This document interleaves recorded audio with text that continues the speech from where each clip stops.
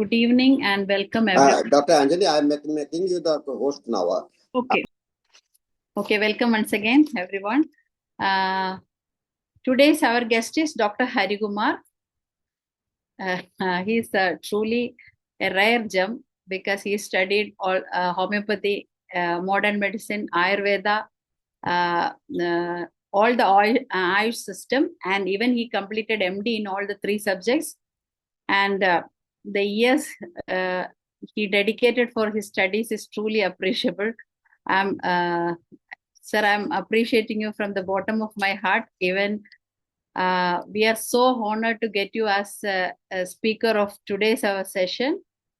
And he got a diploma in yoga and naturopathy, MBBS, BHMS, DHMS, MD in homeopathy, MD in modern medicine, MBA in hospital management, LLB, and retired assistant director of government health service of government of Kerala, and honorable lecturer of Sharada Krishna and White Memorial Homeo Medical College, both in Kanyakumari district.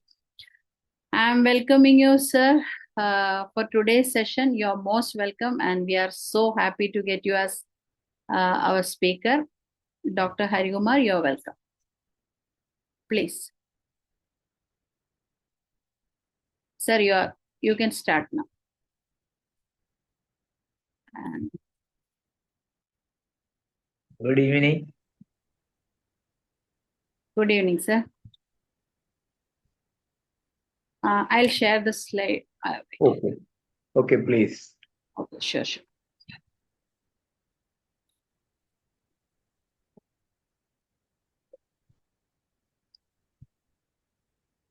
Is it visible, sir? Yeah.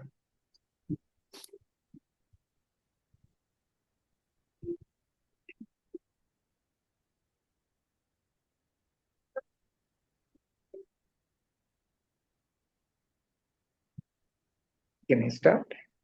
Yes, sir. Can I start? Yes, sir. Sure. Okay. Thank you. First of all, let me thank Ifph for giving me an opportunity to present a paper in a webinar. My subject is your own homeopathy is the best. In fact, I am telling nothing new. Everything is known to you, but only thing is I have collected it and rearranged and subjected to a rethinking and all. It is the subject is always debatable, not conclusive, and should be verified also. As you know, homeopathy is scientific, complete, effective, economic, harmless, perfect, simple, and holistic. Out of this, I am telling three things. One is scientificity, second is holistic, and third is artistic. Coming to holistic, as you know, the three Ayush systems of medicine. Out of this, and also allopathy, homeopathy is the unique holistic system of medicine. Why? Ayurveda is also holistic, but not to that extent of that is in homeopathy, because in Ayurveda also diseases are considered as diseases causes are considered as changes in the climate, changes in the environment and all. But homeopathy, this is still more detailed, or still more goes into deep. For example, getting wet in getting wet in rain affect the person and he can become diseased, and that is described in Ayurveda. And as in rheumatic diseases and all in Ayurveda, people are asked to change the place of living and all. So such an influence of environment is considered in the Ayurvedic system. What I am telling is, in Homeo, it is still deeper. Why? Because in homeopathy, suppose a person is having fever, he is having thirst of water, and one person may be having thirst of cold water, the other person may be having thirst of hot water, and that too, the hot water he drinks little by little, or he drinks in bulk quantity. Like that, it is going very, very deep into, and all these are affecting his life system also. So that is the holistic approach difference between the systems in allopathy considers holism as integrating all the other system, especially not Ayurveda to a certain extent, but the other sciences like physiotherapy or psychiatry or psychology, all this is impregnated, and they consider it as holistic, but it is not so. Here the person is considered as a single unit. That is the holism. That is the holism. Not integrating integrating Ayurveda, or integrating physiotherapy, or integrating psychology, or counseling into allopathic system. They say it is holistic, but it is not so. Holistic means a person is considered as a single unit, and that is holism. Second thing is, I said it is a artistic science. Artistic science means homeopathy is a medicine of experience. Easy to be a homeopathic physician, but it is very difficult to be a homeopathic prescriber. That is the main thing to be understood. Uh, Duty of all of us is to go further in the theory and practice of homeopathy, where Hanuman has left the homeopathy. I mean, not left, where Hanuman kept the homeopathy, and for us. The natural principle which was made applicable or impregnated into the therapeutics is seen only in homeopathy. Only in homeopathy. I was compelled to do and think in my own way and version of homeopathy. It is always debatable and is not conclusive. Yes, it is the duty of all of us to go further in the science and practice of homeopathy that Hanuman gifted for us. Can you come to the next slide, please?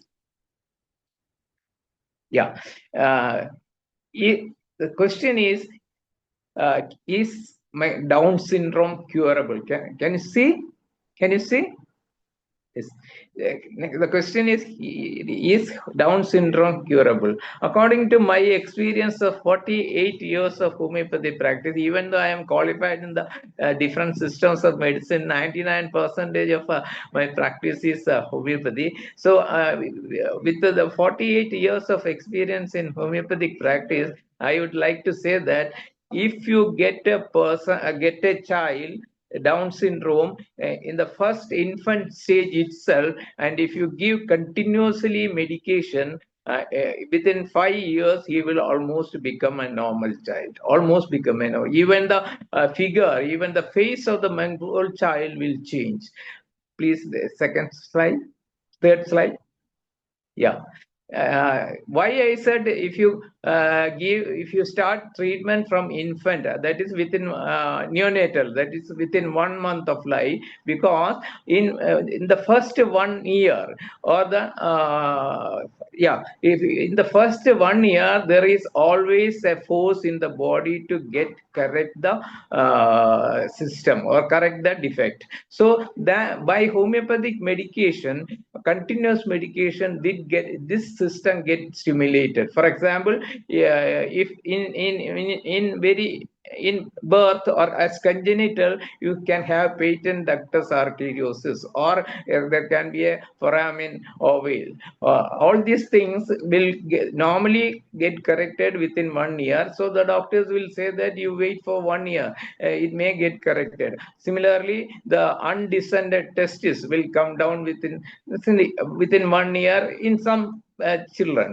So that driving force is still existing. So along with that, if you give a homeopathic medicine, it gets stimulated and will work very well. So that is the natural thing. So if you in mongolism, if you get a child within the 1 month of life, that is you can diagnose mongolism in the labor table itself. So if you can start the treatment in the first month itself, and if you continuously treat it for 5 years, it will almost, the child will become almost normal. How the medicine act? Because the medicine will act like this. Suppose if you marry a Japanese lady, and your offsprings or your children, suppose two children are there, one will be a Japanese child and the other will be a Keralite or an Indian child. So the Japanese child again marries a Keralite, again the children will be almost close to the Keralites, Keralite type, and again the third generation or fourth generation, like that. If after 200 to 300 years, this child become the exactly the Keralite or Indian. Why? Because it is because of the environmental influence. So there is always an environmental influence on us. That's why the Japanese looks Japanese, the Chinese looks like Africans, look like Africans, because of the environmental influence. Such an environmental influence, if you can keep on this child by means of the medication, this will become very short, so that the genes will so the genes will change accordingly. So that change will take place within 5 years, because you are creating an environment, medicinal environment, and which will be lessen the change or the influence, the environmental influence earlier. That's why this child becomes normal. So it is possible. So you can also try. The doctors who are hearing us, hearing me, can also try, but the medication should be for a long period. So that is what I want to convey with you. Next please. Next slide, please. Yeah. This is individualization. You can learn the science of homeopathy, but the practice depends on you. That is why I said it is artistic. You can learn the music, but you cannot sing like Yeshudas or Mohammad Rafi. That is a science is you can or the knowledge you can acquire, but practice is different. Here all sections should here what all sorry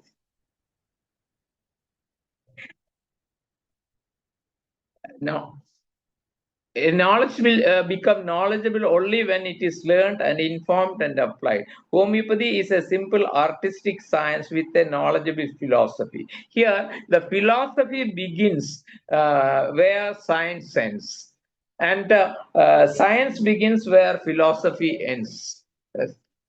That's a natural rule. Being an artistic science, you can follow your own way of practice or direction. It has got, definitely it has got an artistic and scientific part. The scientific part can be understood by everybody with a basic scientific knowledge, but the artistic part is yet to be clearly defined. If science is learned and art is practiced, so science lead one to know, and the artistic part to do or to act. That is the rule. So the how to act, that you have to be very thorough with that. The science means, according to the modern scientific world, it should have a universal applicability. It should be verifiable. It should be explainable. It should be demonstrable, and it should be reproducible. And here, the limitation of homeopathic science is: suppose if you cure a disease by means of cure a disease state in a person or in an individual by means of a single drug, it cannot be reproduced. So suppose a patient is given to you suffering from a disease, and you are asked to treat, and you are asked to show the result, then it is not easy. That particular medicine is not applicable to the second individual. Why? Because it is individual. So it is always not reproducible by the cure which occurred by means of a medicine. So medicine here is not specific. Usually, but according to me, medicine can be specific can be made specific by, because if you go in detail, as you know, the medicines are proved in one potencies. For example, one medicine may be proved in tincture form, the other medicine may be proved in 1x form, the other medicine may be proved in 3x form, like that. And if you take, if I am telling a case like I got a pain in the right hand, it is in the muscle pain, it is a muscle pain, and I am giving a lot of description, then in our mind certain medicines will be only coming. Why? If, for example, in this particular arthritis or arthralgia, the medicines that come into our mind will be mainly Rustox, Symphyton, Calmia, Ledum, and so on and so forth. The medicines which has got affinity to the connective tissues. But in this particular situation, Sina is not coming, or Echinacea is not coming. Why? Because during proving also, the medicines has or the drug has got certain affinity towards a system of a body, systems of the body, or tissues of the body, or even the cells of the body. And that is seen, for example, if you take the Rustox, it is a very good medicine for connective tissue disorders, and many of the symptoms are proved in that direction also. But if you prove the same Rustox in different potencies, for example, in tincture form, in say in 3x form, in 30 form, in 200 form, 1m and 10m, and so on and so forth, you can get a particular tissue, even though it is connective tissue, the particular connective tissue in particular part of the body or system of the body will be getting involved, or the symptoms will be produced. As an example, I can tell you, if you give Bryonia tenom, particularly it acts on the knee joint. Any pain, any swelling, you give Bryonia tenom, dose and all you can fix it. Particularly, just like gunshot, it act on the knee. Similarly, you get lycopodium tenom and you monitor the insulin. The insulin increases, level in the body increases. Why? Because the lycopodium tenom alone directly act in the beta cells of the pancreas, not the 1m, not the 50m, not the cm, the 10m, like that. And if you have a chest pain and you are suspecting it to be myocardial infarction, you give Rustox 50m. It particularly act in the cardiac tissues of the heart, cardiac tissue of the heart. So like that, in different potencies, different areas of action or tissues of action or cells of action can be noticed. That is why if you are telling a case to your friend doctor that I got such a case and I gave this medicine, then the doctor may say, which potency you gave Bryonia? And then you will say, I gave 1m, I gave 50m, like that. Then the doctor will say, you give 10m. Because in osteoarthritis and all, Bryonia has got particular action in knee joint. You can verify it also. It is not a conclusive. You can also test for that. Like that, I told you 3 drugs. One is Bryonia in knee joint pains. Then lycopodium tenom in islets of pancreas and beta cells. Then Rustox in cardiac tissues. So these have got specificity of action. Then coming to the scientificity, science is when you say something, the modern medicine people will say it is not scientific, it is not scientific like that. But science is measured according to your knowledge, or you will give it to the world, and it is measured according to the world knowledge. So here, I will tell you an example. My grandmother was when I was studying for studying in school days. She is about 75 years, and she was first in the first lady in the Travancore state who got first rank in 10th standard and all.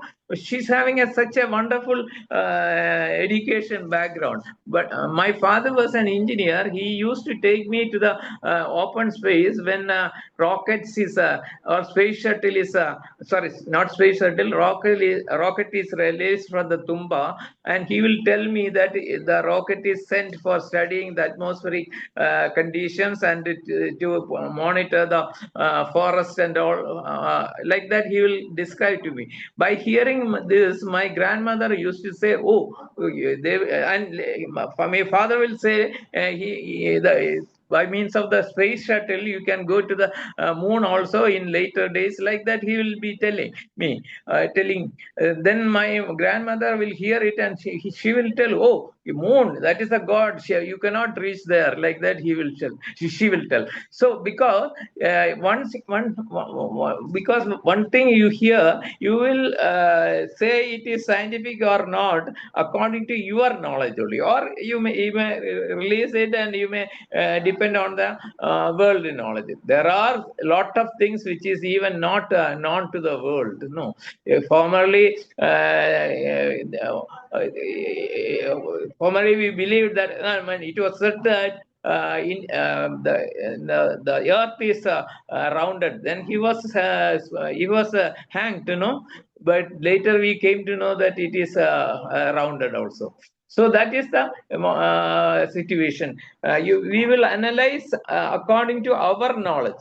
So what my opinion is, you hear all these things and you analyze according to your knowledge, natural knowledge, and then you will apply it in your own practice, and you can become a successful practitioner and also successful in life also. Here all sections of opinion, and you formulate your own opinion, and you can become a successful opinion. Next slide, please.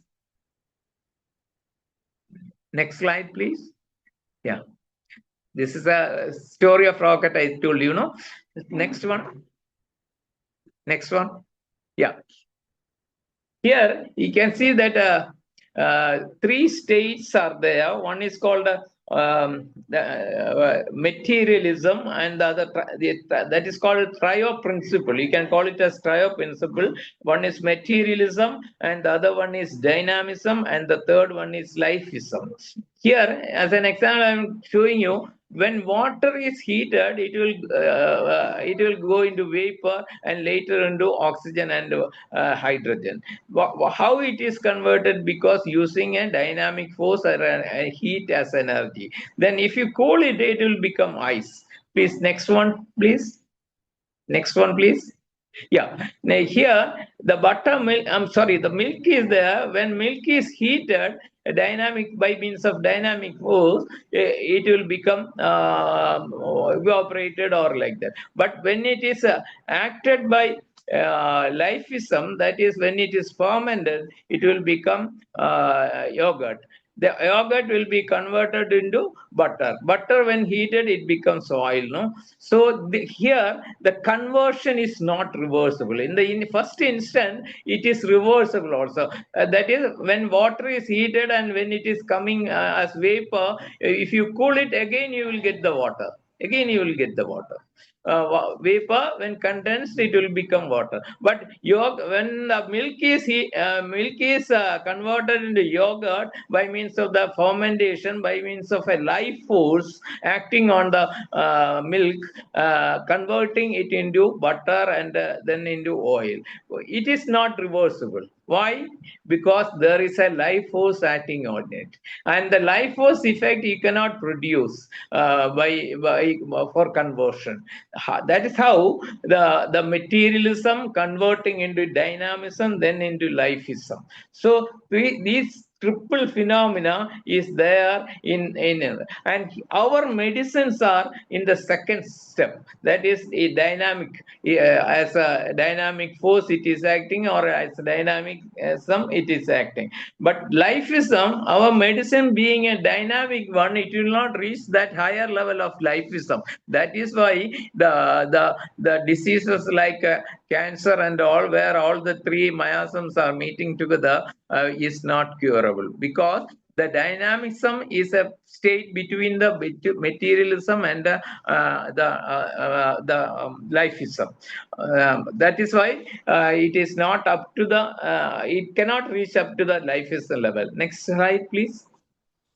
Yeah, materialism, dynamism, and lifeism. Cancer, it was something came as a wrong one. No, you need not consider that. So that is the state: materialism, dynamism, and lifeism. Then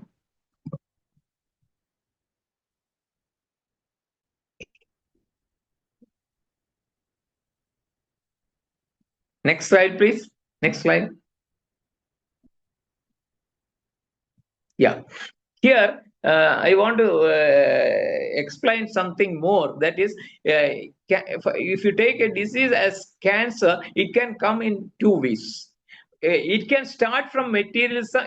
The disease process can start from the materialism, going into dynamic state, going into life state, and it's manifesting. And in the opposite direction, it can also start directly in the lifeism and can come into a dynamic state and come into materialistic and can manifest. How? Suppose if you have an artificial denture, ill-fitting denture, if you have an artificial ill-fitting denture in your mouth, it will irritate, or it will cause friction on your gums. In the long run, it will change into a dynamic state, and in the long run, it will affect the lifeism, and oral cancer can result.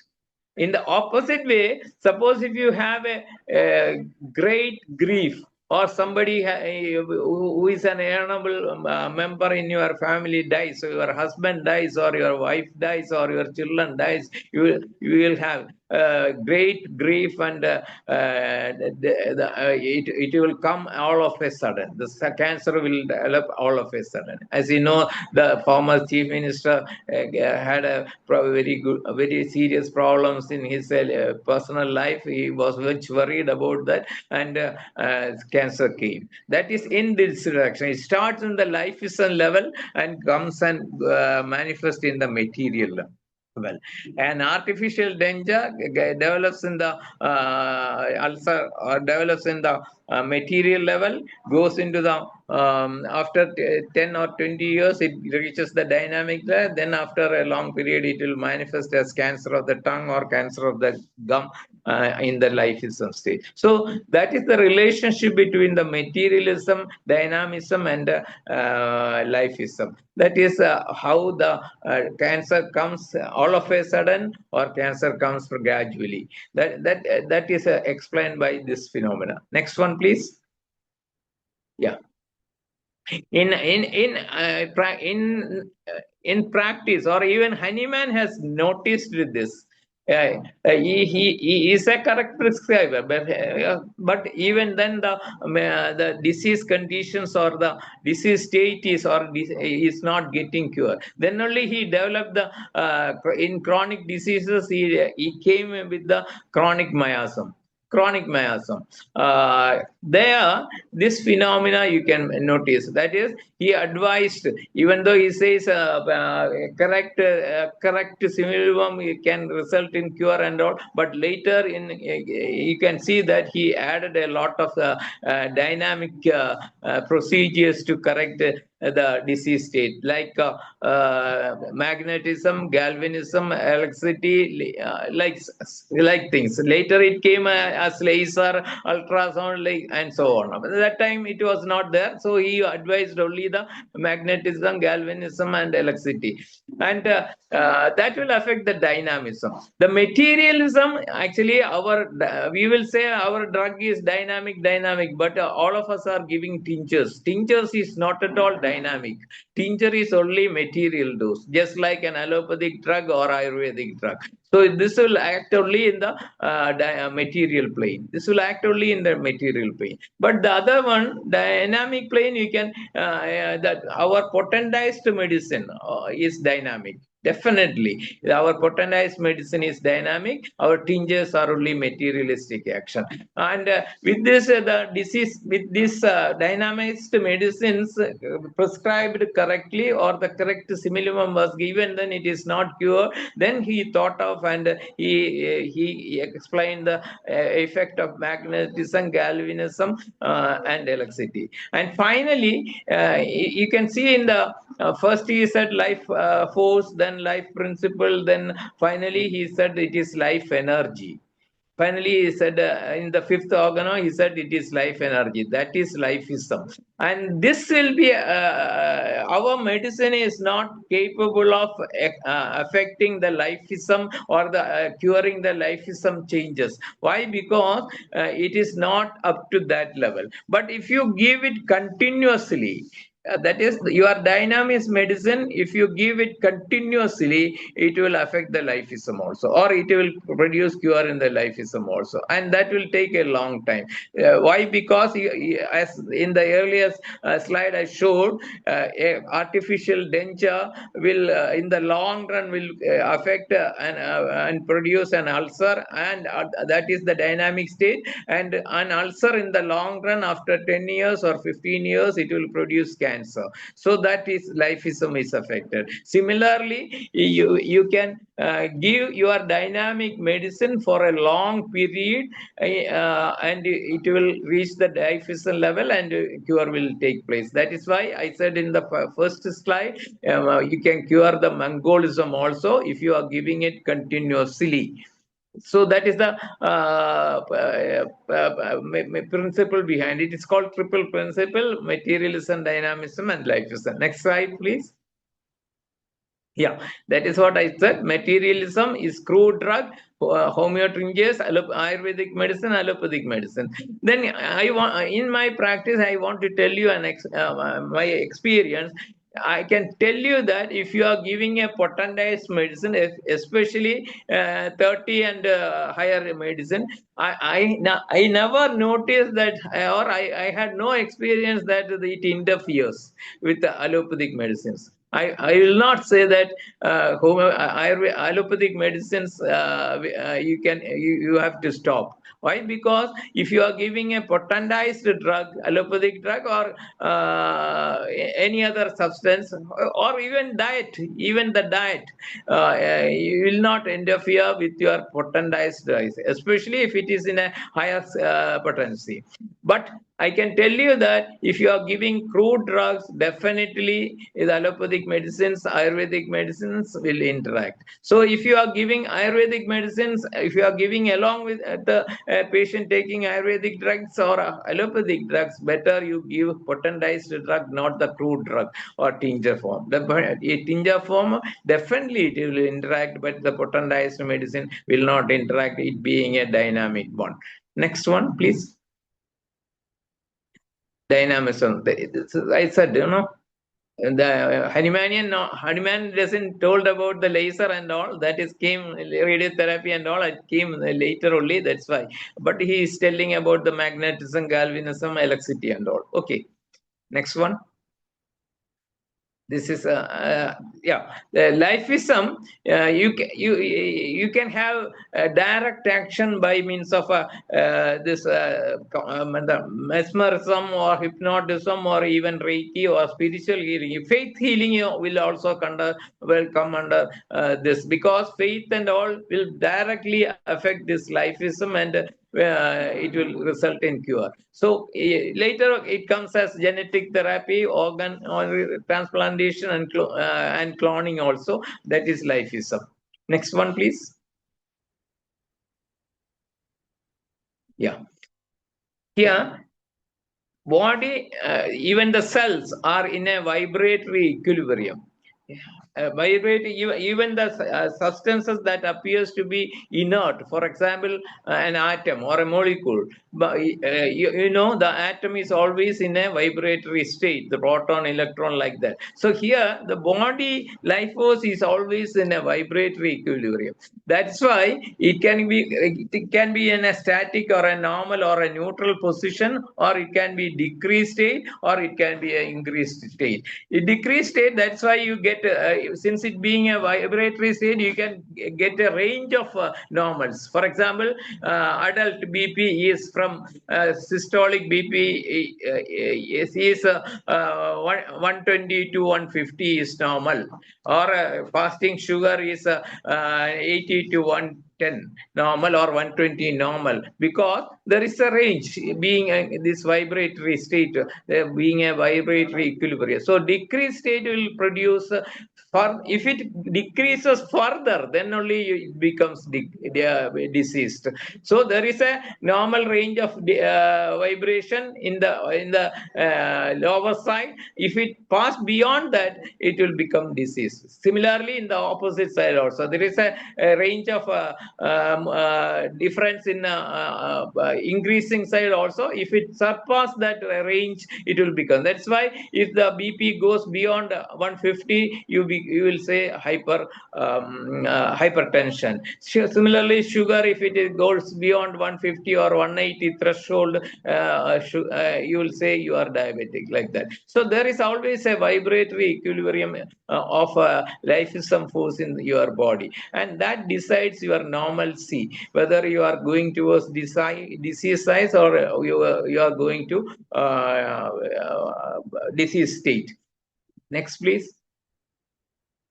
I'll take only how many time left? Sorry, can you hear me? Time? Yes, can sir. I take 50? Yeah. You have 20 more minutes. Okay, thank you. This is to explain all things you cannot see in test tube.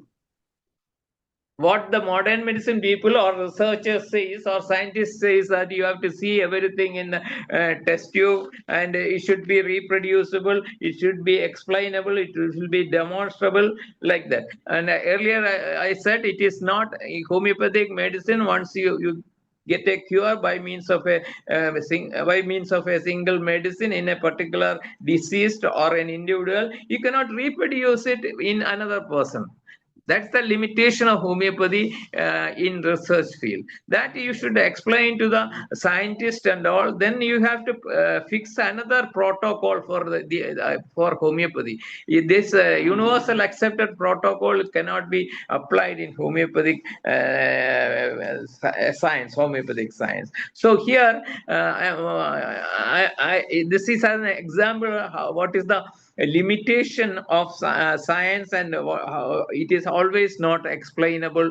As you said, it is it is not scientific. For here you can see a couples here. When you enter into a college, suppose if you are a student and entering into a college, getting admission for graduation, and you are as a student, you are giving attention to 2 or 3 lady students. No, then you are coming into next one, please. Then you are coming very close to one student, and you are very close and attached with this particular student, and then you continues that affection for years, and you plan to marry. Next slide, please.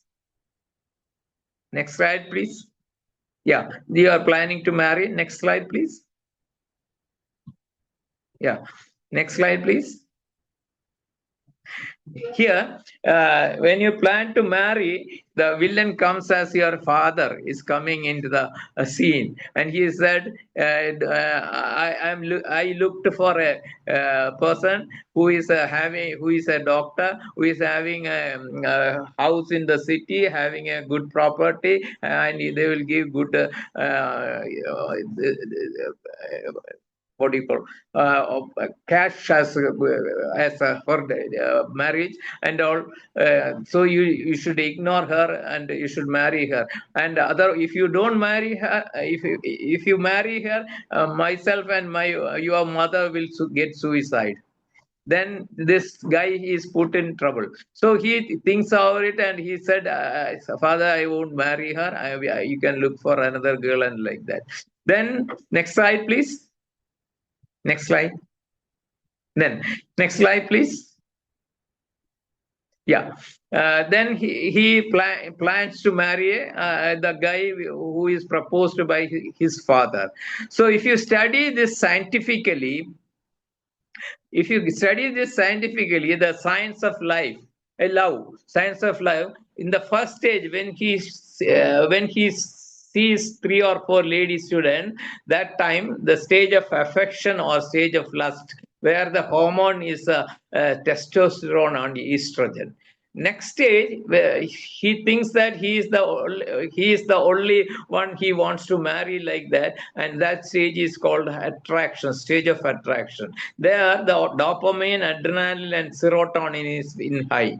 And the last stage, he is mad of that girl and he wants to marry that lady only, that girl only. That stage is called stage of attachment, which is oxytocin and vasopressin hormone is very high. And the father comes and he turns away and he wants to marry the proposed lady by his father. Then if you take this oxytocin, if this is the science and this is the chemistry of love, if you take oxytocin in a 10 cc syringe and inject into this guy's buttock, he should definitely marry that lady which he was in love with. That is not there, no. So always that is a limitation of the science. If you say the greatest attachment is shown by the oxytocin, if it is true, the oxytocin, if you take and inject into the boy's buttock, you should definitely marry that old friend. He's not marrying, no. So that everything you cannot see in the test tube. That's the limitation of the science. Next one, please. Yeah, this is another system, another controlling system. Rule of trios. That is the environment, the time, and the nature. The environment decides, time accounts, and the nature keeps the identity. That like that way we can represent. Environment represents, time accounts, and nature keeps the identity. That is, if you put a seed in the floor, or a branch of a tree in the floor, usually it gets destroyed. But if you keep that plant or a seed in a environment which is adequate with manuring and watering, this seed will come into a herb or a tree in a particular duration of time. And the nature of the tree will be decided by its identity. Suppose if you are planting a rose, the tree, the new this one will be rose only. So that, and similarly another example is egg. If you keep egg under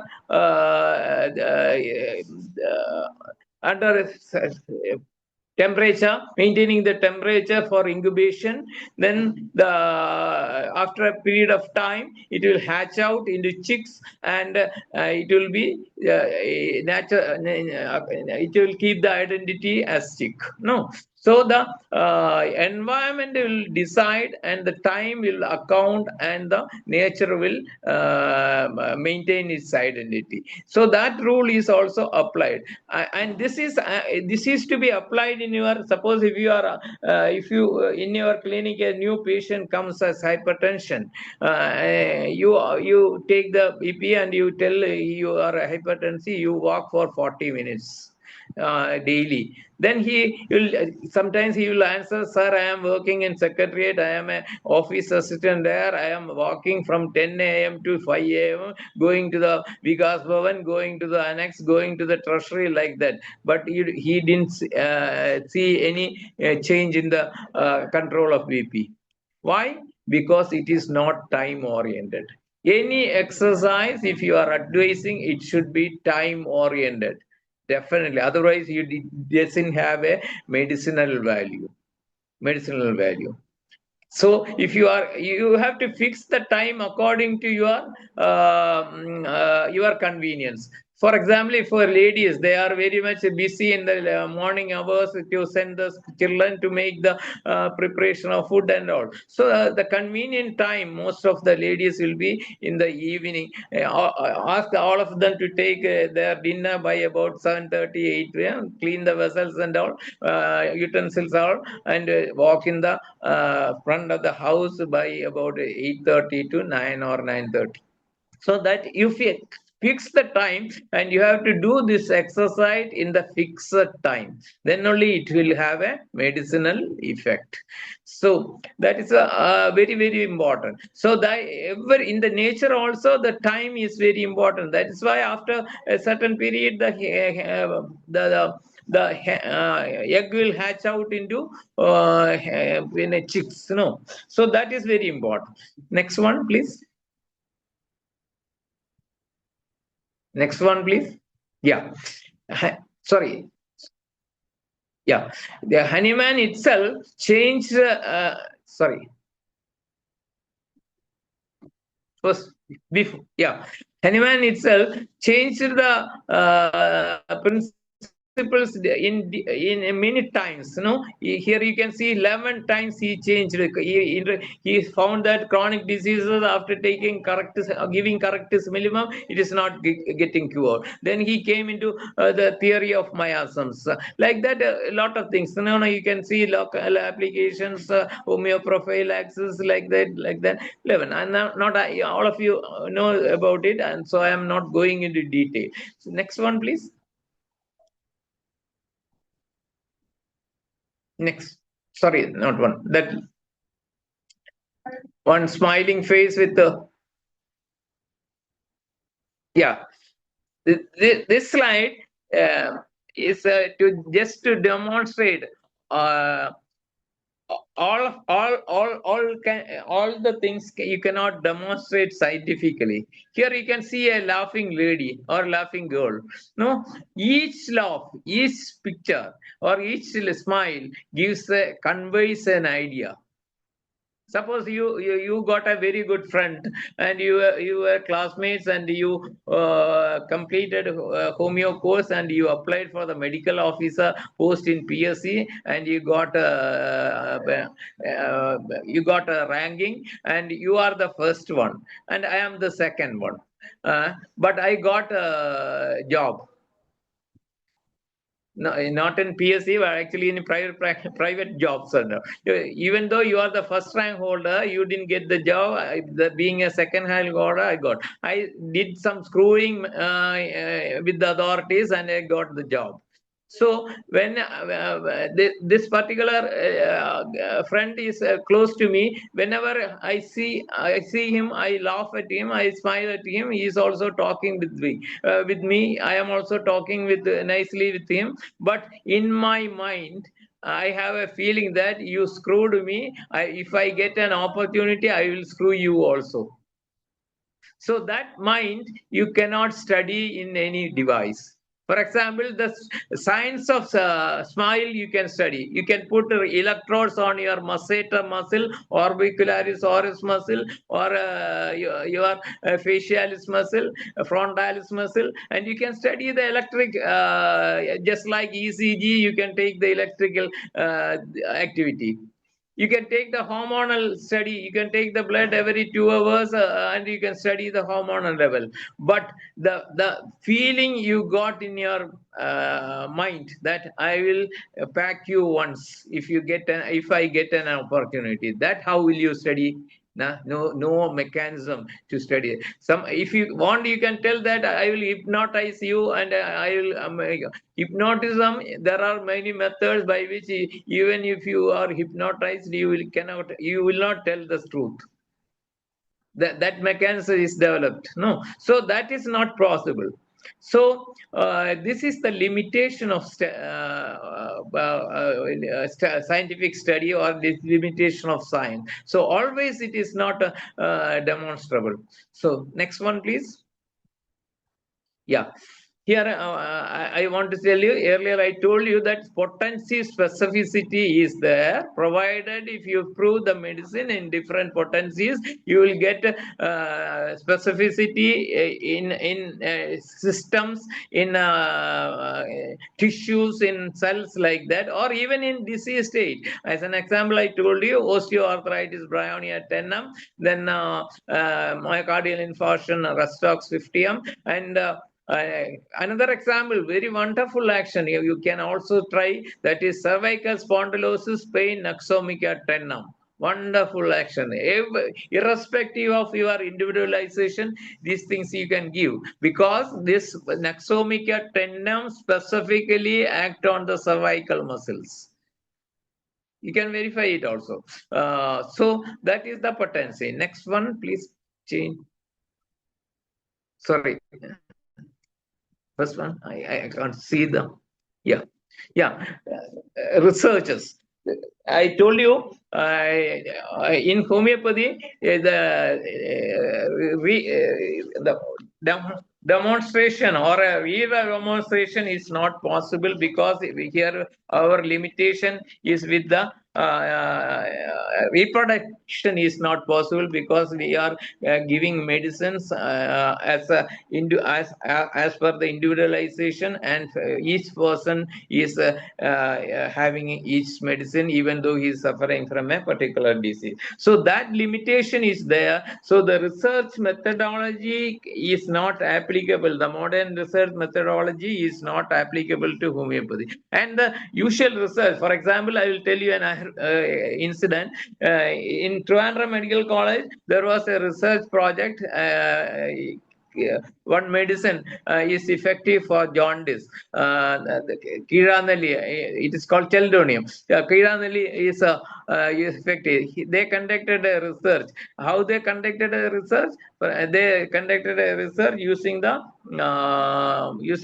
guinea pig and all. So using the guinea pig and all. They take the extract of this and they injected the extract into the artificially produced jaundice in a guinea pig by giving chloroform and all. And then the bilirubin level was very high. They injected this extract into the guinea pig, but nothing worked out. In Ayurveda, the how you have to collect the medicine, how you have to prepare the medicine, how you have to apply, what are the things to be followed, well described. No, for example, if you are taking a medicine from a plant called X, the leaves of the plant X, and you have to collect it before the sunrise, and you have to collect the leaves which are facing towards the north side, and that too fresh leaves. Then you make it, take a bunch of leaves, make it into tincture of 1 glass. Yes, then sir, you keep. we have 5 minutes more. Okay, madam. Okay, madam. I will conclude it within 2 minutes. Okay, and you make it into juice, and you take it in the fasting stage, and take fast for 1 day, and then you take buttermilk and start taking food. Then you will get a complete cure. How you can do it in the lab? Usually, how to collect the medicine is required. They will the researcher will come in the morning 10 a.m. They will take the leaves of the day. They will prepare this in the gas stove or in the steel vessel, and they will inject into artificially produced jaundice in a guinea pig, and they will say it is not useful. But in Ayurveda, as you know, for elephant there is Geja Ayurveda. For this for horse there is a Geja. Sorry. So I forgot the name. Okay, different for each animals there is differently described Ayurveda. So how it is possible by giving this manually prepared and giving in and producing the disease, I don't know. So the research methodology is not correct. No. Next one, please. Yeah, with this I told. No. Next one. Yeah. Even Hanuman, only giving one example. I mean, a person suffering from ulcerations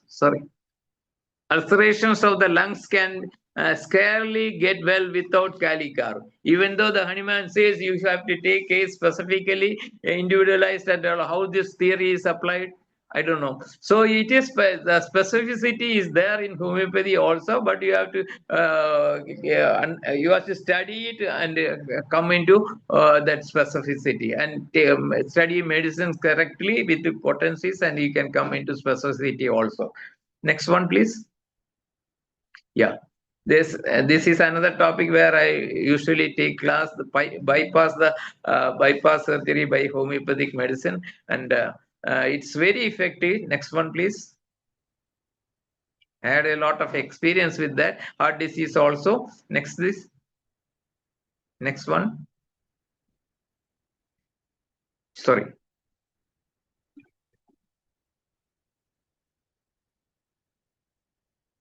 Yeah.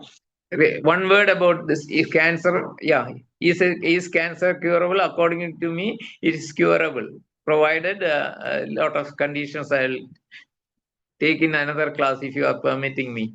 Next one. Next slide, please. Yeah.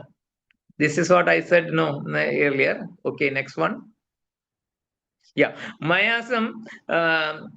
According to me, miasm is there both in disease state as well as in normal healthy state. That is physiological and pathological state. All the three miasms are there according to me, and each miasm is having two type of manifestations, that is functional manifestation and manifestation in cellular level. So altogether we will have 84 combinations, that is miasms. All the three miasms are there, so one will be prominent, one will be in a lesser state, and the other will be in a very higher state. So such combinations if you take, you can get 84 combinations. Next one.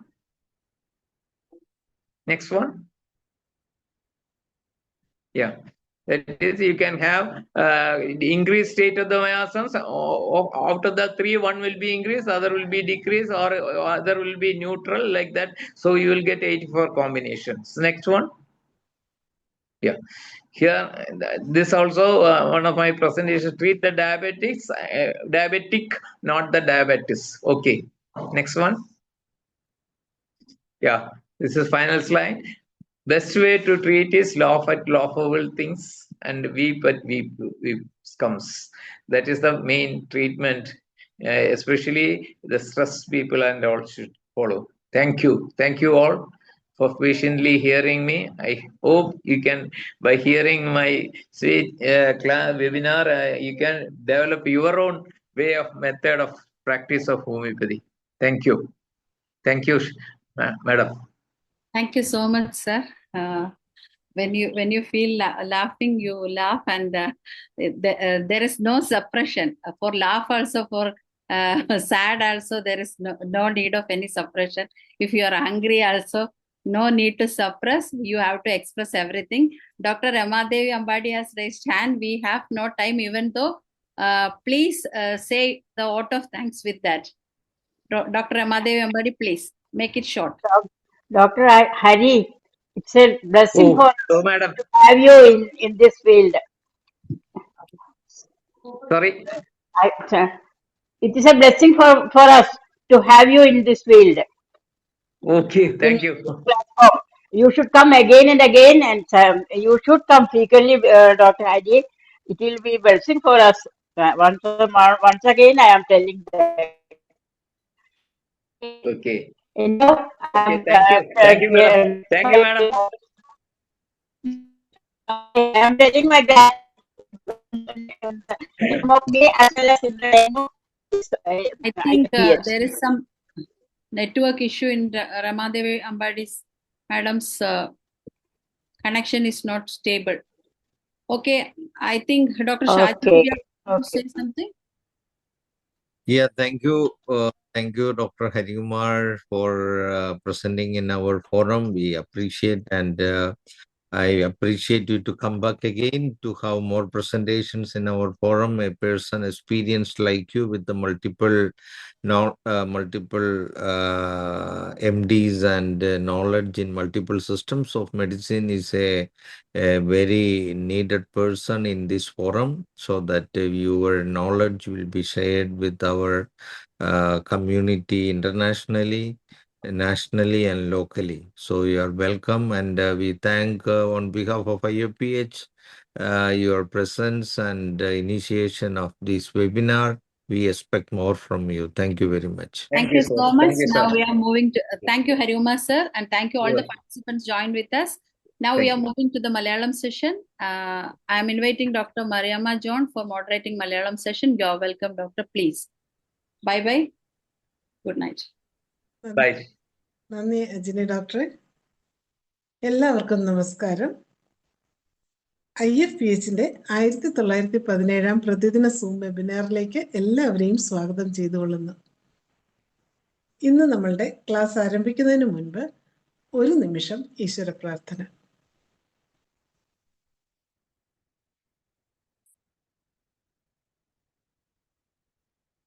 നന്ദി. ഇന്ന് നമുക്ക് അതിഥിയായി എത്തുന്നത് doctor G Harikumar സാറാണ്. ഇംഗ്ലീഷിൽ നിന്നും വേഷം മാറി മലയാളത്തിലേക്കാണ് ഡോക്ടർ വരുന്നത്. MD ഹോമിയോപ്പതി, MD ആയുർവേദം, MD allopathy, diploma in yoga and naturopathy, MBA, LLB എന്നീ ബിരുദങ്ങളുള്ള ഡോക്ടറാണ്. മുൻ ആരോഗ്യ വകുപ്പ് അസിസ്റ്റന്റ് ഡയറക്ടർ, മുൻ state commissioner, government secretary, ex officio Keralam,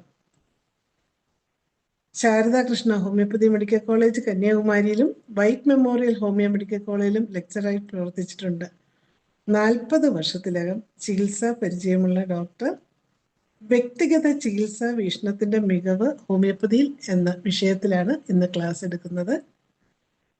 ഈ വിഷയത്തിൽ ക്ലാസ് എടുക്കുന്നതിന് ഡോക്ടർ ജി ഹരികുമാർ സാറിനെ ആദരപൂർവ്വം സ്നേഹപൂർവ്വം ഈ പ്ലാറ്റ്ഫോമിലേക്ക് സ്വാഗതം ചെയ്തുകൊള്ളുന്നു. സാറിന് ആരംഭിക്കാം.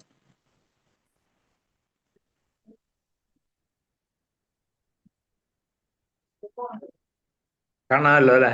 കേൾക്കാമല്ലോ? കാണാം, കേൾക്കാം. കേൾക്കാമല്ലോ.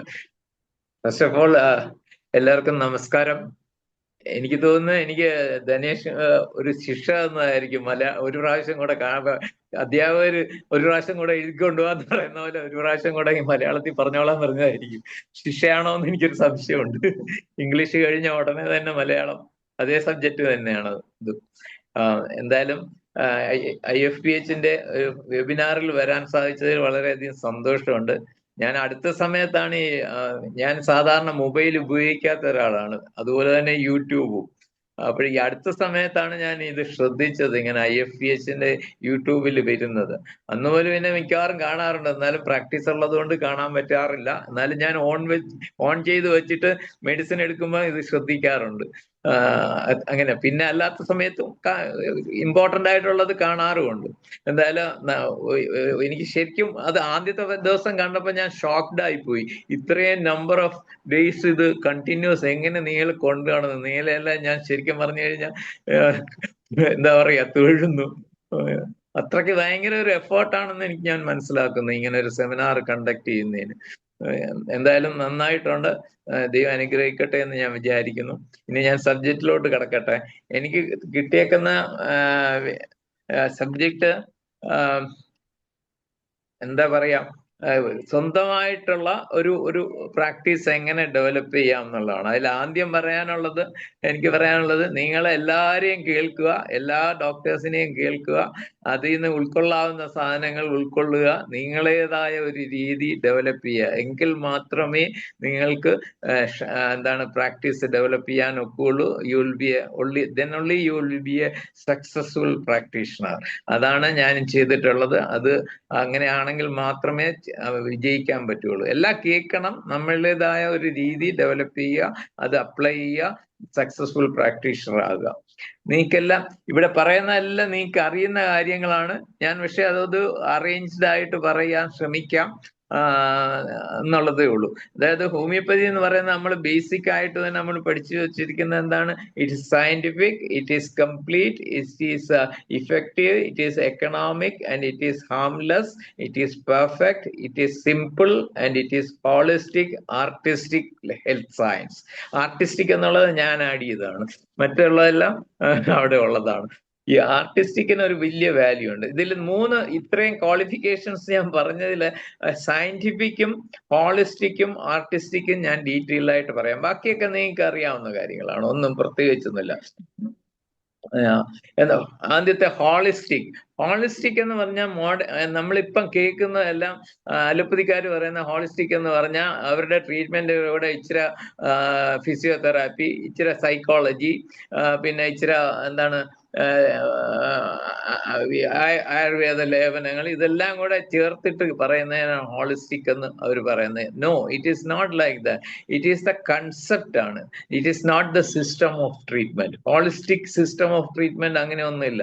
It's only a concept. Person is considered as a single unit. അതിനാണ് ഹോളിസം എന്ന് പറയുന്നത്. അപ്പോഴാ അതിനൊരു പ്രത്യേക ട്രീറ്റ്മെന്റോ ഒന്നുമില്ല. ഇവിടെ നമ്മൾ ശ്രദ്ധിക്കേണ്ട ഒരു കാര്യം എന്താന്ന് പറഞ്ഞാൽ, ഹനുമാന്റെ ഏറ്റവും വലിയ കോൺട്രിബ്യൂഷൻ ആയിട്ട് ഞാൻ കാണുന്നത് എന്താന്ന് പറഞ്ഞാൽ, ഹനുമാൻ നാച്ചുറൽ പ്രിൻസിപ്പിൾസിനെ ഹോമിയോപ്പതിയിലോട്ട് ഇംപ്രഗ്നേറ്റ് ചെയ്തു, അല്ലെങ്കിൽ അപ്ലൈ ചെയ്തു തെറാപ്യൂട്ടിക്സിൽ. അതാണ് ഏറ്റവും വലിയ ഒരു ഇതായിട്ട് ഞാൻ കാണുന്നത്. നാച്ചുറൽ പ്രിൻസിപ്പിൾസിനെ നമ്മൾ തെറാപ്യൂട്ടിക്കിലോട്ട് ഇംപ്രഗ്നേറ്റ് ചെയ്തു, അല്ലെങ്കിൽ അതിനകത്തോട്ട് അപ്ലൈ ചെയ്തു. അതാണ് ഏറ്റവും കാണുന്നത്. ആയുർവേദവും ഒരു പരിധിവരെ ഹോളിസ്റ്റിക് ആണ്, പക്ഷെ ദ ഹോളിസ്റ്റിക് എന്ന് പറയുന്ന ഹോമിയോപ്പതിയാണ്. കാരണം ഒരു എക്സാമ്പിൾ ഞാൻ പറയാം. ഇപ്പൊ ആയുർവേദത്തില് കാലാവസ്ഥ ചേഞ്ചസിന്റെ, അല്ലെങ്കിൽ ഓരോ ഘട്ടങ്ങൾ, സ്പ്രിങ് അല്ലെങ്കിൽ വിന്റർ, അതിനെല്ലാം പ്രത്യേക ഇഫക്റ്റ് പറയുന്നുണ്ട്. ശരീരത്തിലുണ്ടാകുന്ന എഫക്റ്റ്, അതിന് എന്താണ് ചെയ്യേണ്ടുന്നതെന്ന് പറയുന്നുണ്ട്. എല്ലാ സിസ്റ്റത്തിലും പറയുന്നുണ്ട്. പക്ഷെ അതിനേക്കാളും കുറെ കൂടെ ഡെപ്തിലോട്ട് പോകുന്ന ഒരു എക്സാമ്പിൾ പറയാം. നമുക്കിപ്പോ ഒരു അസുഖം വന്നോ അല്ലെങ്കിൽ ഫീവർ വന്നെന്ന് വിചാരിക്കുക, നമ്മൾ വെള്ളം കുടിക്കണം. അത് ചൂടുവെള്ളമാണോ പച്ചവെള്ളമാണോ എന്നുള്ളത് ഒരു ക്രൈറ്റീരിയ. ആ ചൂടുവെള്ളം ആണെങ്കിൽ തന്നെ അത് നമ്മൾ ഒരു ഗ്ലാസ് ഒന്നിച്ച് കുടിക്കുവോ അതോ ഇച്ചിരി സിപ്പ് ചെയ്ത് കുടിക്കുവോ എന്നുള്ളതാണ്. അത് അടുത്തടുത്ത സമയത്ത് കുടിക്കുവോ, സിപ്പ് ചെയ്ത് കുടിക്കുന്നതിൽ തന്നെ അത് ലോങ് ഇന്റർവെല്ലിൽ കുടിക്കുവോ എന്നുള്ളത്.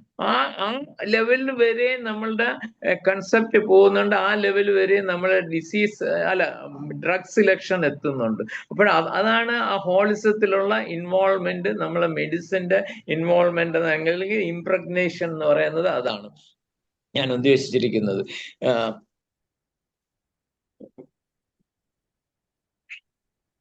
അതുകൊണ്ട് എനിക്ക് പറയാനുള്ളത് എന്താണെന്ന് വെച്ചാൽ, ഞാൻ നേരത്തെ പറഞ്ഞ തന്നെ, here all sections receive the most wanted, compare with your experience, analyse and develop your own practice, then put in your practice, you will be a successful practitioner and also successful in life എന്നുള്ളതാണ്. Next holism ഞാൻ പറഞ്ഞല്ലോ. അടുത്ത് വരുന്നത് എന്താന്ന് പറഞ്ഞു കഴിഞ്ഞാല്, homeopathy is a simple artistic science എന്നാണ്. എന്തുകൊണ്ടാണ് ആർട്ടിസ്റ്റിക് എന്ന് പറയുന്നത്, സയൻസ് എന്ന് പറയുന്നത് എന്തുകൊണ്ടാണെന്ന് പറയാം. Philosophy begins when the science ends. When science ends, philosophy begins. And the philosophy begins where science ends. നമുക്ക് ഒരെണ്ണത്തില് വൈ എന്ന് പറഞ്ഞു കഴിഞ്ഞാൽ ആൻസർ കിട്ടുന്നില്ലെങ്കിൽ പിന്നെ നമ്മൾ ഫിലോസഫിക്കൽ ആയിട്ടാണ് എക്സ്പ്ലനേഷൻസ് കൊടുക്കുന്നത്. അതുപോലെ തന്നെ തിരിച്ചും. ഇപ്പം ഒരു ഉദാഹരണം പറയുകയാണെങ്കിൽ, നമ്മളുടെ ഒരു കാര്യം നമ്മളോട് ഒരാൾ പറഞ്ഞു കഴിഞ്ഞാൽ നമ്മളുടെ അറിവിന്റെ വെളിച്ചത്തിൽ അല്ലെങ്കിൽ ലോകത്തിന്റെ അറിവിന്റെ വെളിച്ചത്തിലാണ് നമ്മൾ അതിനെ അനലൈസ് ചെയ്യുന്നത്, ശരിയോ തെറ്റോ എന്നുള്ളത്. അപ്പോൾ അവിടെ നമുക്ക് അറിയാൻ പറ്റാത്ത എന്തെല്ലാം കാര്യങ്ങൾ ഉണ്ടാവും.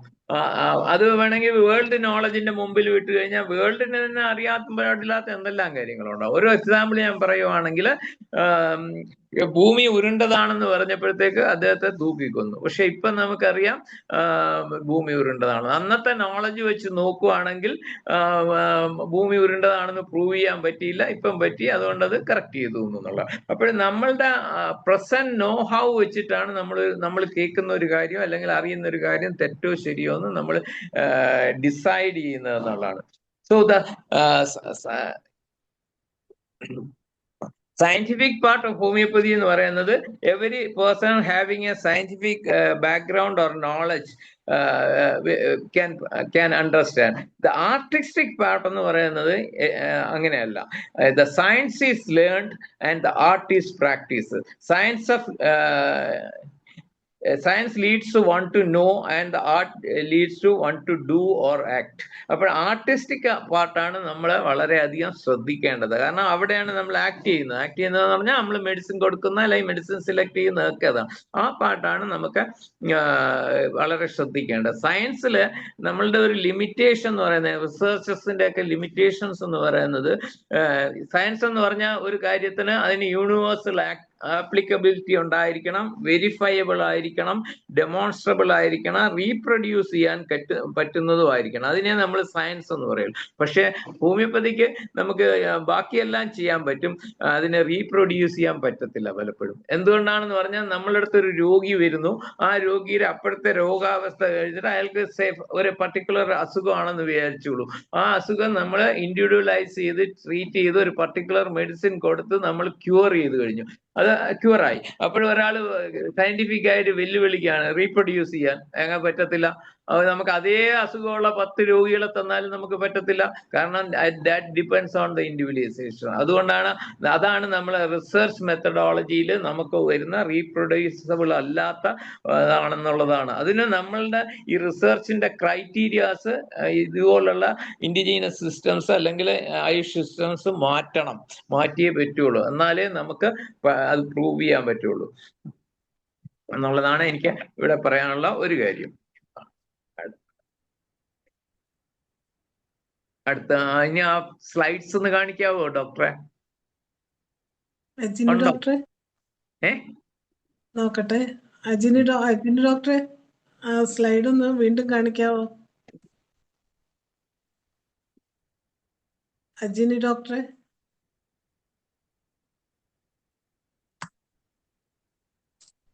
ഞാനൊന്ന് ചോദിക്കട്ടെ ഡോക്ടറെ.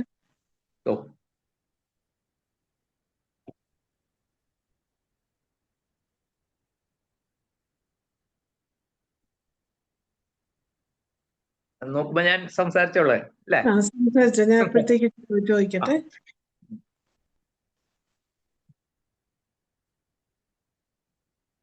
നമ്മളുടെ ഓർഗനോണ് ആക്ച്വലി ഈ കാര്യങ്ങളൊക്കെ അന്നത്തെ ഇതനുസരിച്ചിട്ട് അഫോറിസം സ്റ്റൈലിൽ അല്ലെങ്കിൽ സ്മോൾ പാരാസ് ആയിട്ടാണ് എഴുതിക്കുന്നത്. അതിനു മുമ്പുള്ള ആയുർവേദത്തിലൊക്കെ ആണെങ്കിൽ അന്ന് സ്ലോഗൻസ് ആയിട്ടാണ് അല്ലെങ്കിൽ പോയട്രി ആയിട്ടാണ് അല്ലെങ്കിൽ ഇതായിട്ടാണ് എഴുതിയേക്കുന്നത്. എന്താന്ന് പറഞ്ഞാൽ അന്നത്തെ സിസ്റ്റംസ് ഞാൻ എവിടെയോ വായിച്ചിട്ടുണ്ട്. അതായത് ഹനുമാൻ ഒത്തിരി ലാംഗ്വേജസ് അറിയായിരുന്നു. അതിൽ പുള്ളിക്ക് അറിയാവുന്ന ഒരു ലാംഗ്വേജ് ആയിരുന്നു അറബി. അപ്പോൾ ആയുർവേദ സയൻസ് അറബി ലാംഗ്വേജിലോട്ട് ട്രാൻസ്ലേറ്റ് ചെയ്തിട്ടുണ്ട്. ആ ബുക്സ് വല്ലതും ഹനുമാൻ വന്ന് വായിച്ചിട്ടുണ്ടാവണം എന്ന് ഞാൻ വിചാരിക്കുന്നു. അതുകൊണ്ടാണ് ഇങ്ങനെ ഒരു കൺസെപ്റ്റും ഇങ്ങനെ ഒരു അഫോറിസം സ്റ്റൈലും ഒക്കെ വന്നതെന്നാണ് എനിക്ക് തോന്നിയിട്ടുള്ളത്.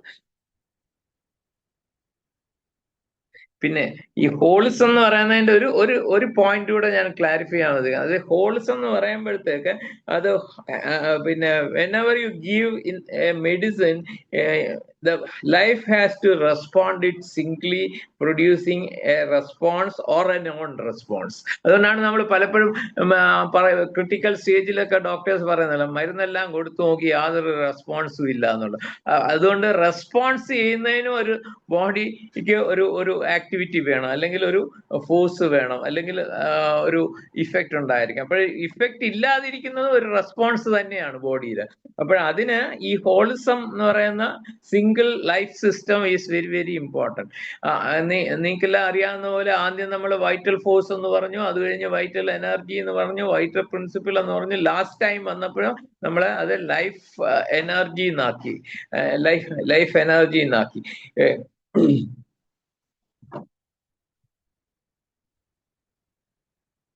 കിട്ടിയോ? കിട്ടിയിട്ടില്ല, ഞാൻ നോക്കുന്നേ. ശരി.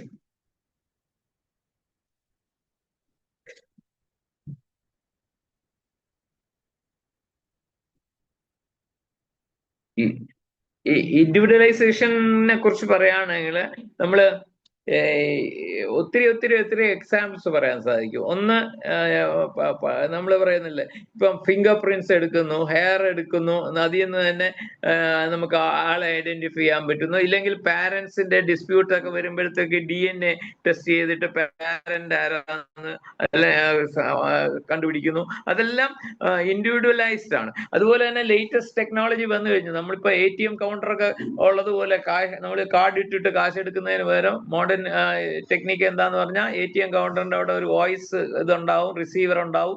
അവിടെ പോയിട്ട് പറയുകയാണ് എനിക്ക് $100 വേണം എന്ന് പറഞ്ഞാൽ നമുക്ക് അക്കൗണ്ട് ഉണ്ടെങ്കിൽ $100 അതിന്റെ ഔട്ട്ലെറ്റിൽ കൂടെ വരും. എന്നിട്ട് എഴുതി കാണിക്കും ഇത്ര ബാലൻസ് ഉണ്ട്. ഇനി അക്കൗണ്ട് ഇല്ലെങ്കിൽ അവിടെ എഴുതി കാണിക്കും sorry you don't have any account here. അപ്പോഴാ ആ വോയിസിൽ പോലും ആ ഇൻഡിവിജ്വലൈസേഷൻ കീപ്പ് ചെയ്യുന്നുണ്ടെന്നുള്ളതാണ് ഏറ്റവും ഇമ്പോർട്ടന്റ്. അപ്പോഴാ അത് നേച്ചറിലുള്ള ഒരു ഫിനോമിന തന്നെയാണ്. നമുക്ക് നേരത്തെ ഞാൻ പറഞ്ഞല്ലോ, എല്ലാ കാര്യങ്ങളും നമുക്ക് ഡെമോൺസ്ട്രേറ്റ് ചെയ്യാൻ പറ്റുകയില്ല എന്ന് പറഞ്ഞതിന് ഒരു എക്സാമ്പിൾ ആണ് how you can measure the depth of A love of A child, of A mother of her child. അത് നമുക്ക് എപ്പോഴെങ്കിലും മെഷർ ചെയ്യാം. എത്രമാത്രം സ്നേഹമുണ്ട്, അല്ലെങ്കിൽ അതിന്റെ ക്വാണ്ടിറ്റി അല്ലെങ്കിൽ അതിന്റെ ക്വാളിറ്റി നമുക്ക് മെഷർ ചെയ്യാൻ പറ്റുമോ? പറ്റത്തില്ല. അപ്പോഴാ അമ്മയ്ക്ക് മോളോടുള്ള സ്നേഹം അല്ലെങ്കിൽ മോനോടുള്ള സ്നേഹം നമുക്ക് ഉണ്ടെന്ന് മാത്രമേ മനസ്സിലാക്കാൻ പറ്റുള്ളൂ. അതിന്റെ ഡെപ്ത് നമുക്ക് ഒരിക്കലും മെഷർ ചെയ്യാൻ പറ്റത്തില്ല. കാരണം അതിനുള്ള ഡിവൈസ് ടെക്നോളജി നമുക്ക് ലഭിച്ചിട്ടില്ല. പക്ഷെ നമുക്ക് അമ്മയുടെ ഹോർമോണൽ സ്റ്റാറ്റസ് എന്താണ്, ബയോഫിസിക്കൽ സ്റ്റാറ്റസ് എന്താണ്, ബയോകെമിക്കൽ സ്റ്റാറ്റസ് എന്താണെന്നൊക്കെ നമുക്ക് പഠിക്കാൻ പറ്റുമായിരിക്കാം. പക്ഷെ ആക്ച്വൽ ക്വാളിറ്റി ഓഫ് ലവ് അത് നമുക്ക് കണ്ടുപിടിക്കാൻ പറ്റത്തില്ല. സാറേ, അത് സ്ക്രീൻ വന്നിട്ടുണ്ട്. ഒന്ന് എടുത്തോളൂ ആദ്യം. കാണാലോ? ഇല്ല, ഹലോ, കാണാം. സാറ് കാണുന്നില്ലേ? വന്നു. നെക്സ്റ്റ് ഡോക്ടറെ, നെക്സ്റ്റ് വരും. ഇതാണോ? അത് ഫസ്റ്റ്. ഡോക്ടർ ആണോ എടുക്കുന്നത്? ശരി. സെക്കൻഡ് ഇല്ല ഡോക്ടർ, അതിന്റെ അടുത്ത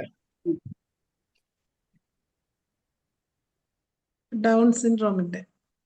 അതെ. അത് വന്നു.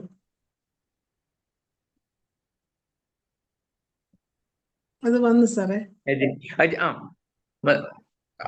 ഡോക്ടറാണോ കേൾക്കുന്നത്? അജിനി ഡോക്ടറാണോ? അജിനി ഡോക്ടർ.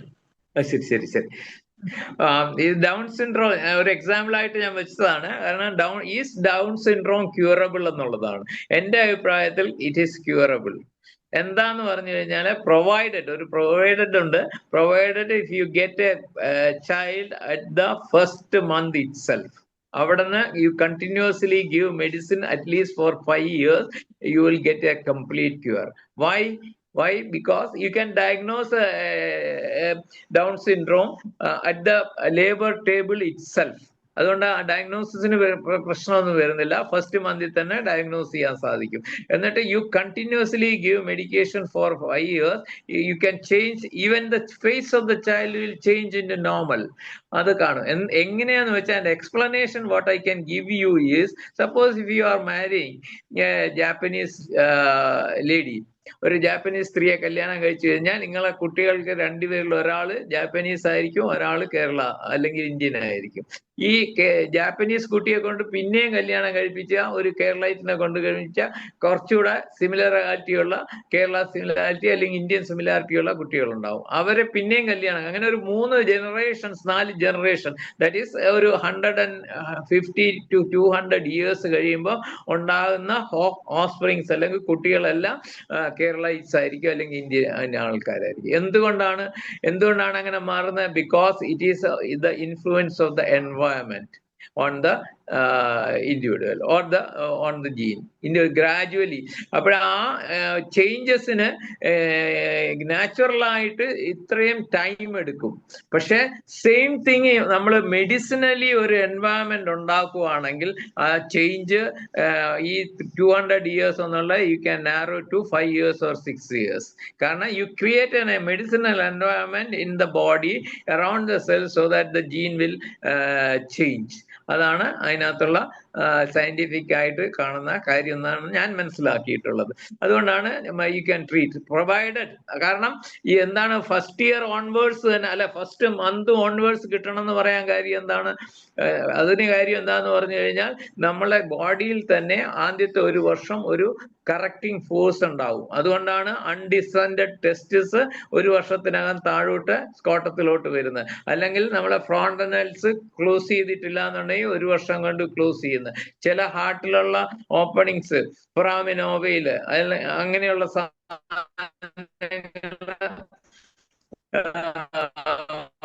ഒരു വർഷം കൊണ്ട് ക്ലോസ് ചെയ്യുന്നതാണ്, ക്ലോസ് ചെയ്യുന്നു. അത് ഈ ഫോഴ്സ്, ഡ്രൈവിംഗ് ഫോഴ്സ് ഉണ്ട്. ആ ഫോഴ്സിനെ നമ്മളെ മെഡിസിൻ സ്റ്റിമുലേറ്റ് ചെയ്യുമ്പോഴത്തേക്ക് അത് വർത്തായിട്ട് മാറുന്നുണ്ട്. അതുപോലെ തന്നെയാണ് ഈ മംഗോളിസത്തിലെ സ്റ്റിമുലേഷൻ. പക്ഷെ അവിടെ it requires A long time, അത്രേ ഉള്ളൂ വ്യത്യാസം. Next one. ഇവിടെയുള്ള ഒരു പ്രധാന കാര്യം എന്താന്ന് പറഞ്ഞു കഴിഞ്ഞാല് നമുക്കെല്ലാം എല്ലാവർക്കും ഹോമിയോപ്പതി പഠിക്കാം. പക്ഷെ ആർട്ടിസ്റ്റിക് പാർട്ട് എന്ന് പറയുന്നത് വളരെ വളരെ വർക്ക് ചെയ്ത് അല്ലെങ്കിൽ ചെയ്താലേ ഡെവലപ്പ് ചെയ്യാൻ പറ്റും. ഏതുപോലെ എന്ന് പറഞ്ഞാൽ എല്ലാവർക്കും പാടാൻ സാധിക്കും, അല്ലെങ്കിൽ പാട്ട് പഠിക്കാൻ പറ്റും. പക്ഷെ യേശുദാസിനെ പോലെ പാടാൻ ആർക്കും പറ്റത്തില്ല, അല്ലെങ്കിൽ അതിന് ഡിഫിക്കൽറ്റി ഉണ്ടെന്ന് പറയാം. അതുകൊണ്ട് ആർട്ടിസ്റ്റിക് പാർട്ടാണ് വളരെ important. That is deciding your practice. Next one.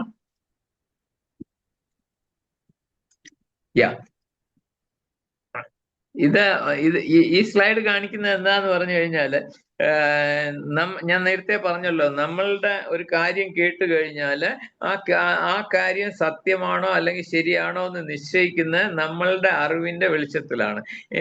ഇതിന് എക്സാമ്പിൾ ആയിട്ട് ഞാൻ പറയുന്നത് എന്താന്ന് പറഞ്ഞാൽ, എൻ്റെ ഒരു ഗ്രാൻഡ് മദർ ഉണ്ടായിരുന്നു, എൻ്റെ ഫാദറിന്റെ മദർ.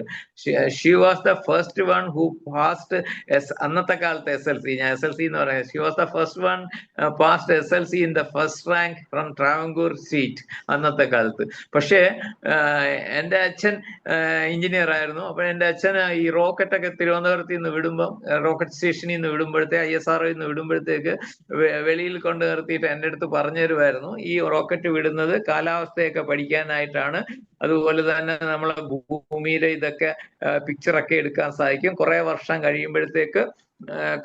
കഴിയുമ്പോഴത്തേക്ക് നമുക്ക് സ്പേസ് ഷട്ടിലിൽ കൂടെ ചന്ദ്രനിലൊക്കെ പോകാൻ പറ്റുന്നത്. അപ്പോൾ എൻ്റെ ഇത്രയും വിവരമുള്ള എൻ്റെ അമ്മൂമ്മ അകത്തിരുന്ന് പറയും, ചന്ദ്രനിൽ പോവാ, അവിടെ പോയാൽ കത്തി പോവെന്ന് പറയും. കാരണം അവർ ഇത്രയും എഡ്യൂക്കേറ്റഡ് ആണെങ്കിലും, അന്നത്തെ കാലത്തെയാണ് ഞാൻ പറയുന്നത്, അബൌട്ട് ഒരു 125 years മുമ്പുള്ള കാര്യമാണ്.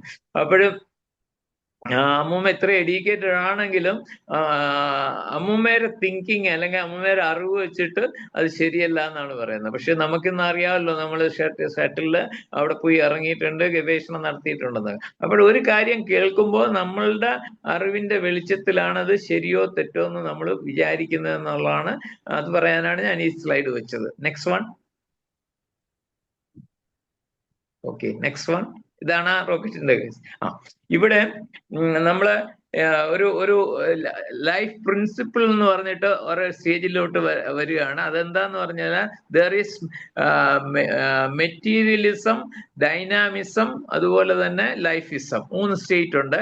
അതില് ഞാൻ എന്റെ ഡീറ്റെയിലോട്ട് വരുന്നതിന് മുമ്പ് ഇപ്പൊ വാട്ടർ നമ്മൾ ഹീറ്റ് ചെയ്യുകയാണെങ്കിൽ, അതായത് ഡൈനാമിക് അല്ലെങ്കിൽ ഫോഴ്സ് കൊടുക്കുവാണെങ്കിൽ വാട്ടർ ഇവാപറേറ്റ് ചെയ്യും, വേപ്പർ ആവും. വേപ്പർ കണ്ടൻസ് ചെയ്യുവാണെങ്കിൽ അത് വീണ്ടും വാട്ടർ ആയിട്ട് വരും. അപ്പോഴവിടെ ഡൈനാമിസം ആണ് വർക്ക് ചെയ്യുന്നത്, അല്ലെങ്കിൽ എനർജിയാണ് വർക്ക് ചെയ്യുന്നത്. Next slide please. ഇവിടെ കാണുന്നത് ഇത് വേറൊരിതിനു വേണ്ടി പ്രിപ്പയർ ചെയ്തതാണ്, അതെല്ലാം നിങ്ങൾ ശ്രദ്ധിക്കണ്ട. എന്നാലും ഞാൻ പറയാം, മിൽക്ക് ചൂടാക്കിയാൽ അത് വാട്ടർ ആയിട്ട് ഇവാപറേറ്റ് ചെയ്ത് പോവും. അതേസമയം അത് നമ്മളെ ഫെർമെന്റേഷൻ വെച്ച് കഴിഞ്ഞാൽ അത് യോഗേർട്ട് ആവും, അത് ബട്ടർ ആവും, അത് പിന്നെ ഓയിലാവും. പക്ഷെ ഇത് നമുക്ക് ഒരു വിധത്തിൽ റീകൺവേർട്ട് ചെയ്യാൻ പറ്റൂല. എന്തുകൊണ്ടാണെന്ന് പറഞ്ഞാൽ അവിടെ ഒരു ലൈഫ് ഫോഴ്സ് ആക്ട് ചെയ്യുന്നതുകൊണ്ടാണ്. ലൈഫിസം, അതായത് ഫെർമെന്റേഷൻ എന്ന് പറയുന്ന ലൈഫ് ഫോഴ്സ്, ലിവിങ് ഫോഴ്സ് അതിൽ ആക്ട് ചെയ്തിട്ട് അതിനെ യോഗട്ട് ആക്കുന്നു. അപ്പോൾ ആ ലൈഫ് ഫോഴ്സ് വരുന്നതുകൊണ്ട് നമുക്കത് റിവേഴ്സ് ചെയ്യാൻ പറ്റുന്നില്ല എന്നുള്ളതാണ്. Next one please. അതാണ് ഞാൻ നേരത്തെ പറഞ്ഞ മെറ്റീരിയലിസം, ഡൈനാമിസം, ലൈഫിസം എന്ന് പറയുന്നത്. അതാണ് ഇപ്പോൾ നമ്മളുടെ ടിഞ്ചേഴ്സ്, ഹോമിയോപ്പതിക് ടിഞ്ചേഴ്സ്, ആയുർവേദിക് മെഡിസിൻസ്, അതുപോലെ തന്നെ അലോപ്പതിക് മെഡിസിൻസ് എല്ലാം മെറ്റീരിയൽ ഡോസിലാണ് ആക്ട് ചെയ്യുന്നത്. അതേസമയം നമ്മളെ ഡൈനാമിക് മെഡിസിൻ, അതായത് നമ്മളെ പൊട്ടൻഡൈസ്ഡ് മെഡിസിൻ എല്ലാം ഡൈനാമിക് ലെവലിലാണ് ആക്ട് ചെയ്യുന്നത്. അതിന്റെ മുകളിലാണ് ഈ ലൈഫിസം എന്ന് പറയുന്നത്. അതുകൊണ്ടാണ് പല കേസുകളും നമ്മ ഹനുമാൻ വന്നു കഴിഞ്ഞപ്പോഴത്തേക്ക് അവസാനത്തെ ലാസ്റ്റ് 5th of Horses പുള്ളു പറയുന്ന ലൈഫ് എനർജി എന്നാണ് പറയുന്നത്. ഇതിന് ലൈഫിസത്തിന് ലൈഫ് എനർജി എന്നാണ് പറയുന്നത്. കാരണം മറ്റുള്ള തിയറീസ് എല്ലാം ഈ അപ്ലൈ ചെയ്തിട്ടും പലപ്പോഴും ക്യൂർ കിട്ടിയിട്ടില്ല. നമ്മളെ ഡൈനാമിക് മെഡിസിൻസ് മാത്രമേ ഡൈനാമിക് ആയിട്ട് ആക്ട് ചെയ്യുള്ളൂ. നമ്മളെ ടിഞ്ചർ ഒരിക്കലും എൻ്റെ പേഴ്സണൽ അഭിപ്രായമാണ്, എൻ്റെ പേഴ്സണൽ അഭിപ്രായം, tinctures is not at all homeopathic അല്ല. കാരണം ഹോമിയോപ്പതിക് ആണെങ്കിൽ അത് ഡൈനാമിക് ലെവലിൽ ആക്ട് ചെയ്യണം. നിങ്ങളെ ടിഞ്ചർ കൊടുത്താൽ അത് അലോപ്പതിയിലോ ഒരു മരുന്നോ ആയുർവേദത്തിലോ ഒരു മരുന്നോ കൊടുക്കുന്ന പോലെയാണ്. ഡൈനാമിക്സം ഇതിൽ ആക്ട് ചെയ്യണമെന്നുണ്ടെങ്കിൽ അത് പൊട്ടൻഡൈസ്ഡ് മെഡിസിൻ തന്നെ ആയിരിക്കണം. ഇനി പൊട്ടൻഡൈസ്ഡ് മെഡിസിൻ കൊടുത്തു കഴിഞ്ഞാൽ, കൊടുക്കുന്ന രോഗിക്കാണെങ്കിൽ അലോപ്പതിക് മെഡിസിൻ കൊടുക്കുകയോ അല്ലെങ്കിൽ ആയുർവേദിക് മെഡിസിൻ കൊടുക്കുകയോ ചെയ്താൽ it will never interact because one is material, the other one is dynamic. The homeopathic tinctures may interact because tinctures is materialism, but the potentized medicine is dynamic. They will never interact. അതുകൊണ്ട് ഞാൻ എൻ്റെ ഈ 48 വർഷത്തെ പ്രാക്ടീസിൽ I never say you control the diet. ഇത് കഴിക്കാൻ പാടില്ല, അത് കഴിക്കാൻ പാടില്ല, ഒന്നുമില്ല. കാരണം diet is a material thing. Your medicine is dynamic. How it will interact? It is not possible. It is provided you should you should not take just antidote of the medicine or something like that. No, at least you keep half an hour either before or after food. You can take any dynamic medicine, nothing will interact. Yeah. Another thing I want to tell you is this: usually our medicines are proved in crude form. Usually our medicines are proved in crude form, usually 3x 1x like that. No, daily we are taking rice, and along with rice a little kanji water is also going to your body. Why it is not getting proved? Daily you are taking a dose. Have you ever thought of it? Our medicines are tinctures or extract which is getting used and getting proved. No, if you consider it like that, then you are taking kanji water, or even rice. If you are taking a part of the kanji water is also there in the rice. So it is not getting proved. Why? You think? And next class, if I get an opportunity, I will give you the answer why. Now you think. Okay. So that is one thing. Next, sorry. No. Yeah. Here I want to tell you, these are the three states, no, materialism, dynamism, and lifeism. If you take as an example cancer, it can come in two ways. One is it will start in the material plane, it will go into the dynamic plane, then it will reach the life plane and will manifest it. The other way is it can start in the life plane itself and come to the dynamic plane and will manifest in the material plane. The situations are entirely different. Suppose if you have an artificial denture, പല്ല് വച്ചിരിക്കുന്ന അത് അത്ര fitting അല്ല, non fitting ആണ്, it will irritate a small ulcer will develop in your gum or in your tongue or in your cheek. After 10 years or 20 years it will turn into cancer. That is an example of irritation or disease process starting in the material plane, going into a dynamic plane, and finally reaching the life plane. Opposite, suppose if you get a deep grief, or one of your closest family member dies. For example, a husband ഒരാൾക്ക് മരിച്ചു, ഭാര്യ മരിച്ചു, കുട്ടികൾ മരിച്ചു, that mental injury will produce after 3 or 4 months or years cancer can be resulted. അതങ്ങനെയാണ് വരുന്നത്. That is because of the severe injury produced in the lifeism, and it will manifest in the dynamic plane and finally in the material plane. So that to either ways you can get disease. But the treatment side, you should be very careful that the medicine giving is entirely different. If you start from the materialism to entering into the dynamism, you will get a lot of time to treat. When you get an ulcer, you give some drugs for some period of time, the ulcer get cured and it will not turn into lifeism or cancer.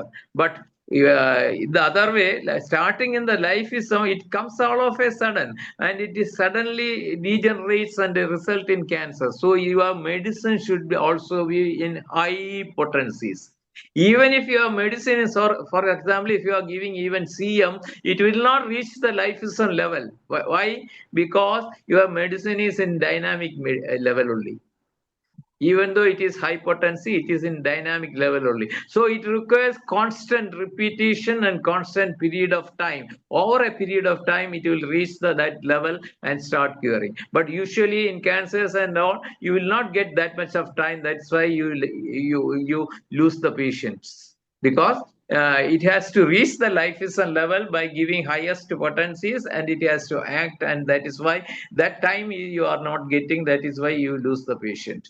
So that is the importance of this lifeism to materialism and materialism to lifeism. Next slide, please. Yeah. Hanuman also Hanuman also understood this phenomenon. No? That's why he finally in the 5th verse he said it is a life energy.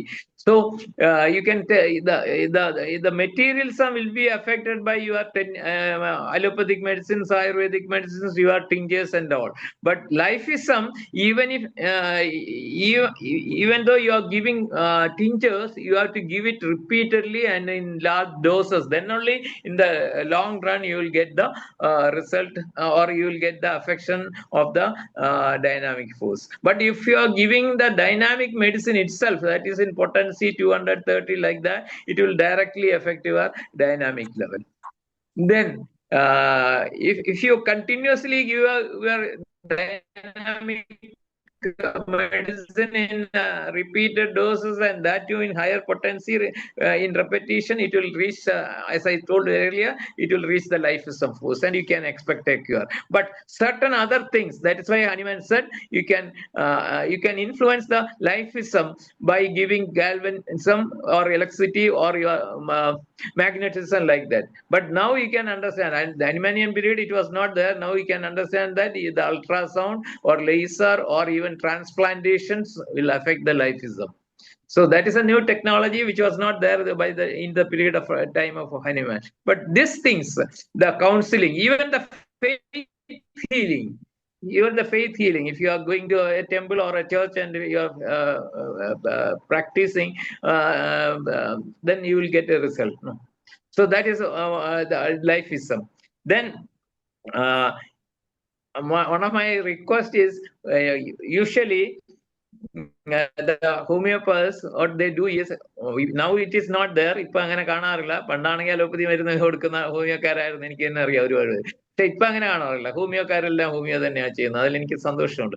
പക്ഷേ ഒരു കാര്യം ഇവിടെ ഓർക്കേണ്ടത് എന്താന്ന് പറഞ്ഞു കഴിഞ്ഞാല്, നമ്മള് അത് ആയുർവേദം ആയാലും ഹോമിയോ ആയാലും അലോപ്പതി ആയാലും അവരവരുടെ പ്രിൻസിപ്പിള് അപ്ലൈ ചെയ്താൽ മാത്രമേ നിങ്ങൾക്ക് ക്യൂർ കിട്ടുകയുള്ളൂ. ഇപ്പൊ നടക്കുന്ന ആയുർവേദത്തിൽ എന്താണ് നടക്കുന്നത്? ക്യാപ്സ്യൂൾ, ഇന്ന മരുന്ന്, ഇന്ന അസുഖമാണ് അല്ലെ, എന്നെ ഈ ക്യാപ്സ്യൂൾ വാങ്ങിച്ചു കഴിഞ്ഞു. That is not at all Ayurveda. Not at all Ayurveda. They are not applying the Ayurvedic principle Vata, Pitta, Kapha, and you have to prescribe. You have to make the. You have to collect the drug. മലയാളത്തിൽ പറഞ്ഞ കുറിപ്പടി അനുസരിച്ചിട്ട് സാധനം മേടിച്ച് ഉണ്ടാക്കി കഴിക്കുന്നതാണ് ആയുർവേദം. അല്ലാതെ capsule is not at all Ayurveda. Similarly, Homeo also only potentized drugs giving is homeopathic. Tincture giving is not at all homeopathic. It is ഇപ്പൊ എനിക്കാണെങ്കിൽ വേണമെങ്കിൽ നമ്മളിപ്പോ പെയിൻ ഉണ്ട്, കൊളോസിന്ത് കൊടുക്കുന്നതിന് പകരം എനിക്ക് മെഫ്റ്റോൾ കൊടുക്കാം. രണ്ടും ഒരേപോലെ തന്നെയാണ്. ഹോമിയോപ്പതിക്ക് ഡയലൂഷനിൽ നമ്മൾ പ്രൂവ് ചെയ്തിട്ടുണ്ടെന്ന് പറഞ്ഞാൽ it is not affecting your vital force or vital energy. അതിനെ അഫക്ട് ചെയ്യുന്നേ ഇല്ല. അതുകൊണ്ട് അത് മെറ്റീരിയൽ ലെവലിൽ തന്നെ നിൽക്കുന്നു. അതുകൊണ്ടാണ് അത് റിക്കർ ചെയ്ത് വന്നുകൊണ്ടിരിക്കുന്നത്. അതുകൊണ്ട് നമ്മൾ പറയും ടിഞ്ചർ കൊടുത്തിട്ട് ക്യൂർ ചെയ്തിട്ട് ഒരു കറക്റ്റ് കോൺസ്റ്റിറ്റ്യൂഷൻ എടുത്തിട്ട് കോൺസ്റ്റിറ്റ്യൂഷണൽ മരുന്ന് കൊടുക്കണം എന്ന് പറയുന്നത് അതുകൊണ്ടാണ്. When you give the constitutional medicine, definitely it will be in the dynamic place. But that too is not reaching the life force. That's why the cancer is not curable. If you can reach that level in a short period by using homeopathic dynamic medicine, and that too in constant repetition and in high potency, definitely you can expect a cure. അതുകൊണ്ടാണ് എല്ലാവരും അങ്ങനെ ചെയ്യുന്നത്. ഇപ്പൊ എല്ലാവരും ഉപയോഗിക്കുന്നുണ്ട്. ഞാനൊരു കാലത്ത് പണ്ട് ഇതൊക്കെ പറഞ്ഞപ്പോ എൻ്റെ അടുത്ത് തർക്കിച്ച ആൾക്കാരൊക്കെ ഇപ്പൊ ഹൈ പൊട്ടൻസി ഒക്കെ ഡെയിലി 5-6 ഡോസ് ഒക്കെയാണ് കൊടുക്കുന്നത്. കാരണം because it has to reach up to the life is a level. Okay, next one please. Yeah, this is another phenomena that is called triple sorry, this is what I told earlier, no, materialism and dynamism. Next one please. Slide reverse ചെയ്ത് കിടന്നുകൊണ്ടാണ്. Yeah, next one please. ഇത് ഞാൻ പറഞ്ഞതൊക്കെ തന്നെയാണ്. Next one please. Yeah, next one. Yeah, this is very important. Sir, body, the lifeism is in a vibratory state. Even the inert substance, for example, ഒരു സാധനം എടുത്തു കഴിഞ്ഞാൽ ഇപ്പൊ ഒരു കല്ലെടുത്താൽ പോലും ആ കല്ലിനകത്തുള്ള molecule atom is in a vibratory state. Similarly, our body vital force is always in a vibratory mood, and that is why you get for normal these things, BP, sugar, you get a normalcy which is having a range. അതുകൊണ്ടാണ് നമ്മളിപ്പോ systolic BP 120 to 150 വരെ നോർമലാണ്.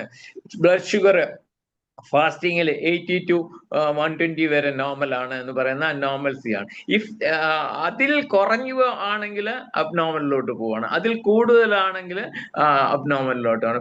BP ഇപ്പം 190 ആയി കഴിഞ്ഞാൽ high BP ആവും, BP 60 ആയി കഴിഞ്ഞാൽ ലോ BP ആവുന്നു. അതാണ് അത് ഈ വൈബ്രേറ്ററി ഇക്വിലിബ്രിയത്തിന്റെ ലൈഫിസത്തിന്റെ ഒരു മാനിഫെസ്റ്റേഷൻ. ഇതിനിടയ്ക്ക് നിൽക്കുന്ന നോർമൽ സ്റ്റേറ്റിനെ നമ്മൾ neutral state or normal state എന്ന് പറയും. Next one please.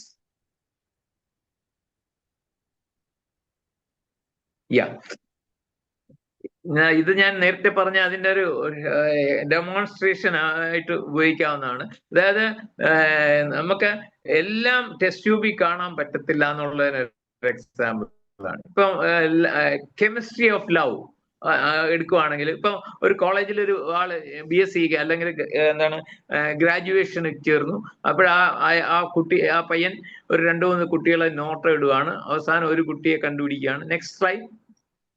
അവസാനം ഒരു കുട്ടിയെ കണ്ടുപിടിക്കുകയാണ്. ആ കുട്ടിയുമായിട്ട് വളരെയധികം അഫെക്ഷനായി. അപ്പോൾ ആ കുട്ടിയെ തന്നെ കല്യാണം കഴിക്കാൻ തീരുമാനിച്ചു. അപ്പോഴാണ് അച്ഛൻ എന്ന് പറയുന്ന വില്ലൻ വരുന്നത്. കുട്ടി ഇവനെ അതിൽ നിന്ന് പിന്തിരിപ്പിക്കാൻ നോക്കുന്നു. നിനക്ക് അവിടെ ഒരു സിറ്റിയിൽ ഒരു വീട് കിട്ടും, ഒരു കാറ് കിട്ടും, ഇത്ര ലക്ഷം രൂപ പോക്കറ്റ് മണി കിട്ടും, ഡോറി ആയിട്ട് എന്നൊക്കെ പറഞ്ഞ് അവനെ ഇൻഫ്ലുവൻസ് ചെയ്ത് തെറ്റിപ്പിക്കുകയാണ്. അപ്പോൾ ഇതിന്റെ കെമിസ്ട്രി എടുത്തു നോക്കിക്കഴിഞ്ഞാല്, next slide please. Next slide. Next. അവനെ പിന്തിരിപ്പിച്ചു. Next slide. ആ കുട്ടി. Okay, next slide.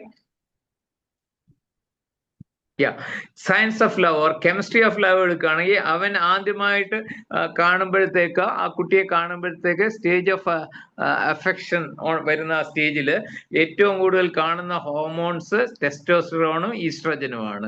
അടുത്ത സ്റ്റേജിൽ അറ്റാച്ച്മെന്റിൽ നെക്സ്റ്റ് സ്റ്റേജിൽ കാണുന്ന ഡോപ്പമീനും അഡ്രിനാലിനുമാണ്, സിറോട്രോണിനാണ്. അടുത്ത സ്റ്റേജ് ഓഫ് അറ്റാച്ച്മെന്റ് എന്ന് പറയുന്നത്, അവൻ ഈ കുട്ടിയെ കിട്ടത്തുള്ളൂ, ഈ കുട്ടിയെ എനിക്ക് മതി എന്ന് പറഞ്ഞ ഭ്രാന്ത് പിടിച്ച് നടക്കുന്ന ആ സ്റ്റേജാണ്.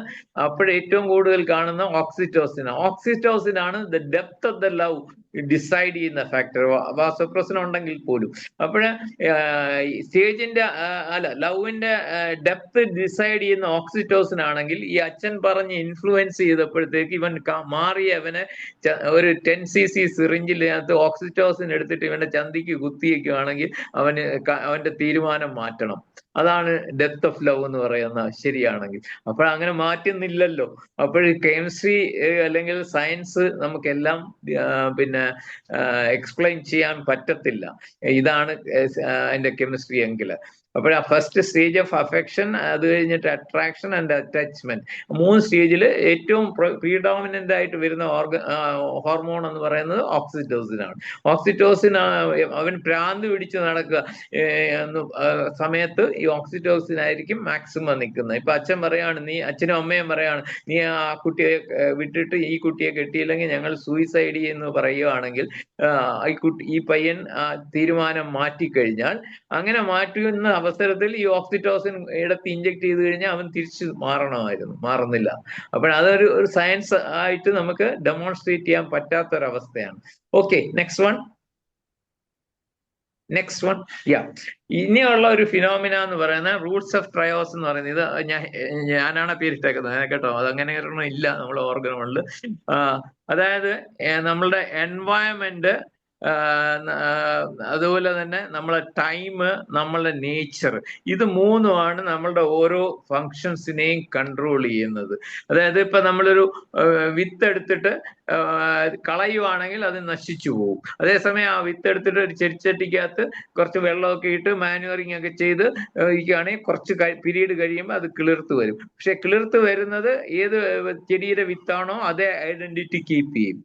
അതുപോലെ തന്നെ വേറൊരു എക്സാമ്പിൾ ആണ്, ഇപ്പൊ മുട്ട എടുത്തിട്ട് വെളിയിൽ വെച്ചിരുന്നാൽ അത് നശിച്ചു പോകും. അതേസമയം അത് ഇൻക്യുബേറ്റ് ചെയ്ത് കഴിഞ്ഞാൽ ഒരു ടൈം കഴിയുമ്പോഴത്തേക്ക്, ഇൻക്യുബേഷൻ പീരീഡ് കഴിയുമ്പോഴത്തേക്ക് നാച്ചുറലി അത് ചിക്കായിട്ട് അല്ലെങ്കിൽ കോഴിക്കുഞ്ഞുങ്ങളായിട്ട് വരും. അപ്പൊ ഇവിടെ actually the environment is the deciding factor, time is the accountability, എത്ര ടൈമാണ്, and nature is the identity. ഇതാണ് നമ്മളെ ശരീരത്തിൽ നടക്കുന്ന ഒരു എല്ലാ ആക്ഷൻ്റെയും ഇത്. Environment will decide. അതുകൊണ്ടാണ് ഞാൻ ആദ്യത്തെ സ്ലൈഡ് കാണിച്ചപ്പോൾ ഏതാണ് നമ്മള് മംഗോളിസം കുട്ടിയെ കാണിച്ചതും പറഞ്ഞില്ലേ, എൻവയൺമെന്റൽ ഇൻഫ്ലുവൻസ് നമുക്ക് ഉണ്ടാക്കാൻ പറ്റുകയാണെങ്കിൽ നമുക്ക് ഈ മംഗോളിസം കുട്ടിയെ ട്രീറ്റ് ചെയ്യാന്ന് പറയുന്നത്. അവിടെ ടൈമും ഒരു ഫാക്ടർ ആണെന്ന് ഞാൻ പറഞ്ഞു. കാരണം it will take 5 to years. മറ്റേതാണെങ്കിൽ നാച്ചുറൽ ആയിട്ട് എൻവയൺമെന്റിൽ വളരുവാണെങ്കിൽ 200 to 300 years എടുക്കുന്നത് നമുക്ക് 5 years ചെയ്യാം. അതുപോലെ തന്നെ നേച്ചർ എന്ന് പറഞ്ഞാൽ always keep the identity, environment identity. ഇപ്പോഴിതാണ്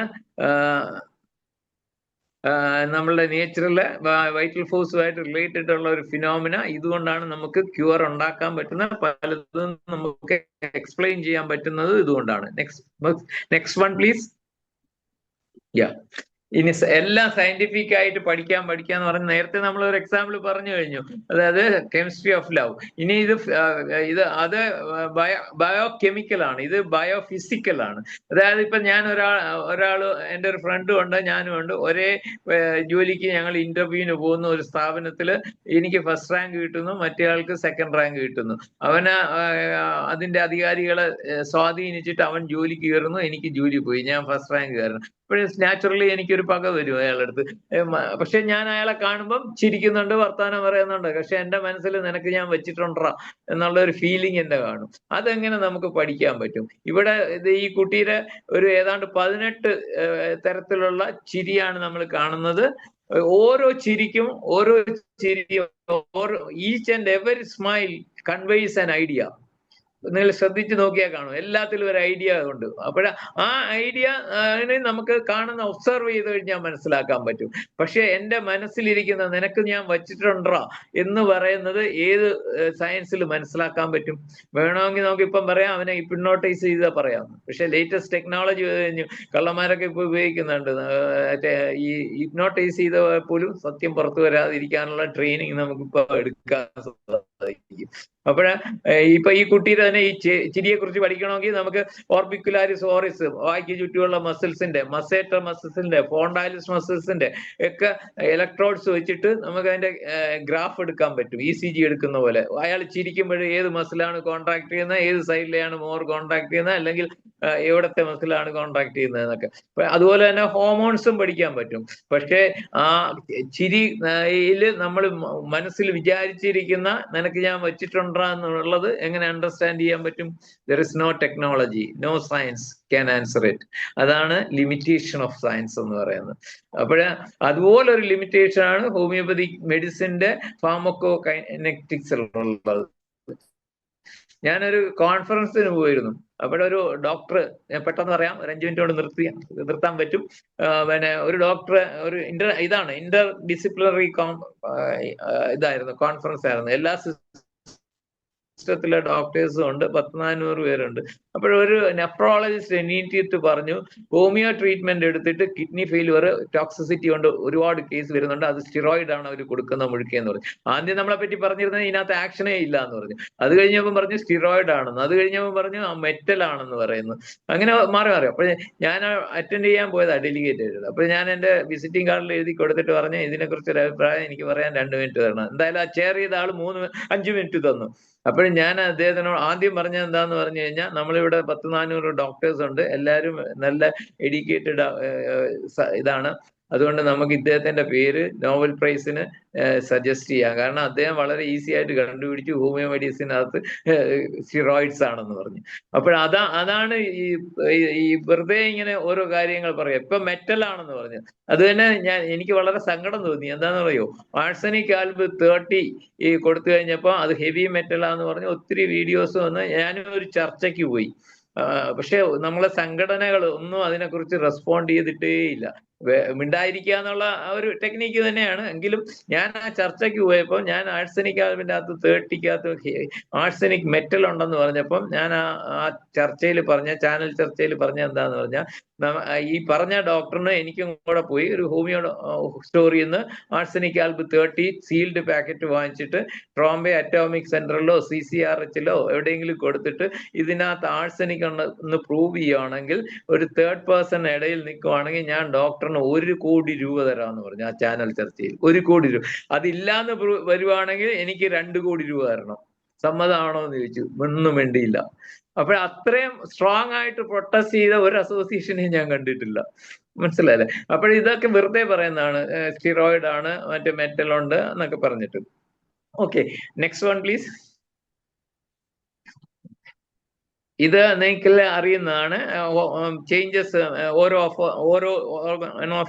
മെഡിസിന്റെ edition കഴിഞ്ഞപ്പോഴും ഇങ്ങനെ ചേഞ്ചസ് വന്നുകൊണ്ടിരുന്നു. പക്ഷെ ആ ചേഞ്ചസിന് ശേഷം നമ്മൾ ഇതുവരെ ആയിട്ട് നമ്മളെ ഒബ്സർവേഷനിലുള്ള ഒരു കാര്യങ്ങൾ പോലും നമ്മൾ പബ്ലിഷ് ചെയ്യുകയോ എടുക്കുകയോ ചെയ്തിട്ടില്ല. നമ്മളിപ്പോഴും അങ്ങനെ തന്നെ പറഞ്ഞുകൊണ്ടിരിക്കുകയാണ്. അതാണ് ഇതിനകത്തുള്ള ലോക്കൽ ആപ്ലിക്കേഷൻസ് ഹോമിയോപ്പതിക് പ്രൊഫൈലാക്സ് ഇതെല്ലാം നമ്മൾ പറഞ്ഞു. അപ്പോൾ ഓരോ തവണ ഇപ്പൊ ക്രോണിക് മയാസിൻസ് എങ്ങനെയാ വന്നത്?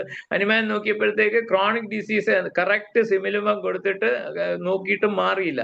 അപ്പോഴ അദ്ദേഹം അതിനെക്കുറിച്ച് ആലോചിച്ചിട്ട് logically he introduce the theory of miasms. അങ്ങനെയാണ് മയാസിൻസ് വന്നത്. അതുപോലെ തന്നെ ഓരോ കാര്യങ്ങളും എന്തായാലും അത് ബാക്കി നിങ്ങൾക്ക് അറിയുന്ന കാര്യങ്ങളായതുകൊണ്ട് ഞാൻ അതിലോട്ട് ഡീറ്റെയിലോട്ട് പോകുന്നില്ല. Next one please. Next one. Yeah, ഇവിടെ ഞാൻ പൊട്ടൻസി എന്ന് പറയുന്നത്, ഞാൻ അതാ പറഞ്ഞ ഹോമിയോപ്പതി എവിടെ തുടങ്ങിയോ അവിടെ നിൽക്കുന്നു എന്ന് പറയാൻ കാര്യം അതാണ്. ഞാൻ എന്റെ പ്രാക്ടീസിൽ ഈ 48 വർഷത്തെ പ്രാക്ടീസിൽ ഞാൻ കണ്ടിട്ടുണ്ട് homeopathy can also be potency specific, അല്ലെങ്കിൽ ഡിസീസ് സ്പെസിഫിക്, അല്ലെങ്കിൽ ഡിസീസ്ഡ് സ്പെസിഫിക് ആകാൻ പറ്റും. എങ്ങനെയാന്ന് പറഞ്ഞു കഴിഞ്ഞാല്, നമ്മളിപ്പം എനിക്കിപ്പോ കയ്യിലൊരു വേദനയുണ്ടെന്ന് ഞാൻ പറയുവാണെങ്കിൽ ഒരു ഡോക്ടറെ ഞാൻ മരുന്നൊക്കെ കഴിച്ചു, കയ്യിലൊരു വേദനയുണ്ട്, അത് ഡോക്ടറെ റെസ്റ്റോക്സ് കഴിച്ചു നോക്ക്, അപ്പോഴും അതും കഴിച്ചു ഞാൻ. എന്നാൽ കാൽമിയ കഴിച്ചു നോക്ക്, അതും കഴിച്ചു. എന്നാൽ ലെഡം കഴിച്ചു നോക്ക്. അങ്ങനെ ഓരോ എല്ലാ മരുന്നും പറയുന്നത് which is having an affinity towards A particular system or particular tissue affection ഉള്ളതാണ്. Nobody will say you take echinacea or you take sina. അങ്ങനെ ആരും പറയാറില്ല. കാരണം എന്താന്ന് പറഞ്ഞാൽ നമ്മളെ പ്രൂവിങ്സിൽ തന്നെ ഓരോ മെഡിസിനും ഓരോ സിസ്റ്റത്തിന്, അല്ലെങ്കിൽ ഓരോ ടിഷ്യൂസിന്, അല്ലെങ്കിൽ ഓരോ പിന്നെ എന്താണ് പറയാ, ഓരോ സെൽസിനോട് അഫിനിറ്റി ഉണ്ട്. അത് ആ പർട്ടിക്കുലർ ഒരു മെഡിസിൻ പ്രൂവ് ചെയ്ത് വെക്കുമ്പോൾ ആ ഒരു പർട്ടിക്കുലർ മെഡിസിന്റെ ആ പൊട്ടൻസിക്ക് ഇന്ന ഇപ്പൊ റെസ്റ്റോക്സ് എടുക്കുവാണെങ്കിൽ അതിന് കണക്റ്റീവ് ടിഷ്യൂ ആയിട്ട് അഫെക്ഷൻ ഉണ്ട് എന്ന് പ്രൂവിങ്സിൽ കണ്ടിട്ടുണ്ട്. പക്ഷെ റെസ്റ്റോക്സ് തന്നെ ഡിഫറെന്റ് പൊട്ടൻസിയിൽ 30-ല് 1000-ല് 10,000-ല് 50 ml ഒക്കെ പ്രൂവ് ചെയ്യുകയാണെങ്കിൽ ഓരോ പർട്ടിക്കുലർ ടിഷ്യൂസില് അല്ലെങ്കിൽ പർട്ടിക്കുലർ സെല്ലിൽ ആക്ഷൻ കിട്ടും. അതിന് ഞാൻ 2-3 എക്സാമ്പിൾ പറയാറുണ്ട്. ഒന്ന് ബ്രയോണിയ ടെന്നം, ഓസ്റ്റിയോ ആർത്രൈറ്റിസിൽ നിങ്ങളെ കൊടുത്തു നോക്കൂ. ഈ കേൾക്കുന്ന എല്ലാവരും ട്രൈ ചെയ്യൂ. റിസൾട്ട് കിട്ടിയില്ലെങ്കിൽ എന്നോട് പറയൂ. 100% ഓസ്റ്റിയോ ആർത്രൈറ്റിസിൽ ഇഫക്റ്റ് കിട്ടുന്ന ഒരു മെഡിസിൻ ആണ് Bryonia ten M. That effect is not there with Bryonia 1M or Bryonia 50M or Bryonia CM, only with the Bryonia ten M. Another situation is cervical spondylosis. Cervical spondylosis, Naxomica tennum. You specifically act on the cervical muscles. Next example is Restox 50M. Specifically act on the myocardium. Myocardial നിങ്ങൾക്ക് ഒന്ന് വീട്ടിൽ വെച്ചൊരു ആർക്കെങ്കിലും heart attack ആണെന്ന് കണ്ടപ്പോൾ അത് myocardial infarction ആണ്, not the other one. Myocardial infarction ആണെന്ന് തോന്നിക്കഴിഞ്ഞാൽ you take 50M, U diluted, അത് നിങ്ങൾക്ക് എത്ര വേണേലും ആകാം, എന്നിട്ട് റിപ്പീറ്റഡ് ഡോസ് കൊടുക്കുക. 100% the issue will reverse. No doubt about it. Restox 50M. അത് 50M മാത്രമേ ഉള്ളൂ, CM-നും ഇല്ല, 10M-നും ഇല്ല, 1M-നും ഇല്ല. അത് ഡിസീസ് സ്റ്റേറ്റിൽ സ്പെസിഫിക് ആയിട്ട്. അതുകൊണ്ട് എൻ്റെ അഭിപ്രായത്തിൽ PGs-ന് കൊടുക്കേണ്ട ഒരു വർക്കാണ് ഈ മെഡിസിൻസ് പൊട്ടൻസി വൈസ് പ്രൂവ് ചെയ്യാൻ. അവരെ തീസിസിനോ MD തീസിസിനോ എല്ലാം കൊടുത്തു കഴിഞ്ഞാൽ you will get a lot of medicine. എൻ്റെ എക്സ്പീരിയൻസ് കൊണ്ട് ഞാൻ 90 മെഡിസിൻസ് ഇതുപോലെ സ്പെസിഫിക് സിറ്റി ഉള്ള മെഡിസിൻസ് ഐഡന്റിഫൈ ചെയ്ത് വെച്ചിട്ടുണ്ട്. അത് ഞാൻ വേറൊരു ക്ലാസ്സിൽ പറയാം. ഇപ്പൊ എക്സാമ്പിൾ ആയിട്ട് മാത്രം ഇത് മൂന്നും പറയുന്നു. വേറൊരെണ്ണം കൂടെ അതാണ് ലൈക്കോപോഡിയൻ ടെന്നം. ഞാൻ പണ്ട് മുതലേ പറയുന്നതാണ്. ലൈക്കോപോഡിയൻ ടെന്നം കൊടുത്തിട്ട് ഇൻസുലിൻ മോണിറ്റർ ചെയ്ത് നോക്കൂ. സ്പെസിഫിക് ആയിട്ട് Lycopodium ten M will act on the islets of Langerhans beta cells and it will produce more insulin. പക്ഷെ ക്യൂർ ഉണ്ടോ എന്ന് ചോദിച്ചാൽ അത് പറയാൻ പറ്റത്തില്ല. പക്ഷേ ആക്റ്റീവ് റെസ്റ്റോക്സ് മയോകാർഡിയൽ ഇൻഫാർക്ഷൻ കൊടുത്താൽ കുറയും. ഇവിടെ ഒരു കാര്യം ഞാൻ നിങ്ങളെല്ലാം കേൾക്കുന്നവർ വെരിഫൈ ചെയ്യണം. ഞാൻ പറഞ്ഞല്ലോ ഡിബേറ്റബിൾ ആണ്, നോട്ട് കൺക്ലൂസീവ് ആണ്. ഇപ്പൊ ഒരു ഡോക്ടർ പറയാണ്, മറിയാമ്മ ഡോക്ടർ പറയാണ്, ഞാൻ റെസ്റ്റോക്സ് ഒരു പെല്ലറ്റ് എടുത്തിട്ട് ഒരു ഗ്ലാസ്സിൽ അതിൽ നിന്ന് ഒരു സ്പൂണാണ് കൊടുക്കുന്നത്. 50M 1 ounce എടുത്തിട്ട് 1 ounce അതുപോലെ അങ്ങ് കൊടുക്കും. അതും 1 dose തന്നെയാണ്. There is no difference in action depending on the quantity of the medicine. Quality, that means potency. If you give 10M 50M, there is a difference. But if you give a pellet of 10 size or 50 size, or you give half drum as such, or you give 1 drum as such, you give 1 ounce as such, it is single only. But if you give it repeatedly, keeping a time apart, and that time how എത്ര ആണ് ആ difference എന്ന് എനിക്ക് ഇതുവരെ മനസ്സിലാക്കാൻ സാധിച്ചിട്ടില്ല. But different ടൈംസിൽ കൊടുത്താൽ it forms multiple dose. It forms multiple. ഇതിന് ഞാൻ പറയാൻ കാര്യം എന്താണെന്ന്, ഞാൻ ഹൗസ് സർജൻ ആയിരുന്ന സമയത്ത് ഗവൺമെന്റ് ഹോമിയോ ഹോസ്പിറ്റൽ ട്രിവാൻഡ്രത്തായിരുന്നപ്പോൾ അവിടെ ഒരു പിയൂൺ ഉണ്ടായിരുന്നു, അവിടെ ഒരു ഫാർമസിസ്റ്റ് ഉണ്ടായിരുന്നു.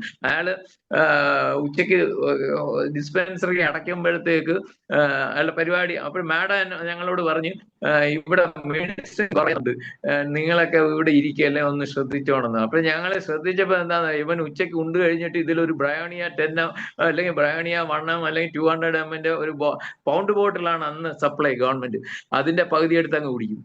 ഡെയിലി ഓരോ മരുന്നാണ് കുടിക്കുന്നത്, ഡെയിലി ഓരോ മരുന്ന് കുടിക്കും. ബട്ട് ഈ doesn't have any disease at all. ഇത് ഇപ്പോഴൊന്നും തുടങ്ങിയല്ല, ഞങ്ങൾ വരുന്നതിന് മുമ്പേ തുടങ്ങിയതാണ്. അപ്പോൾ if you are taking A single, even if it is 100 ml or 200 ml, as a single dose, it is single dose only. This is debatable. You people verify it.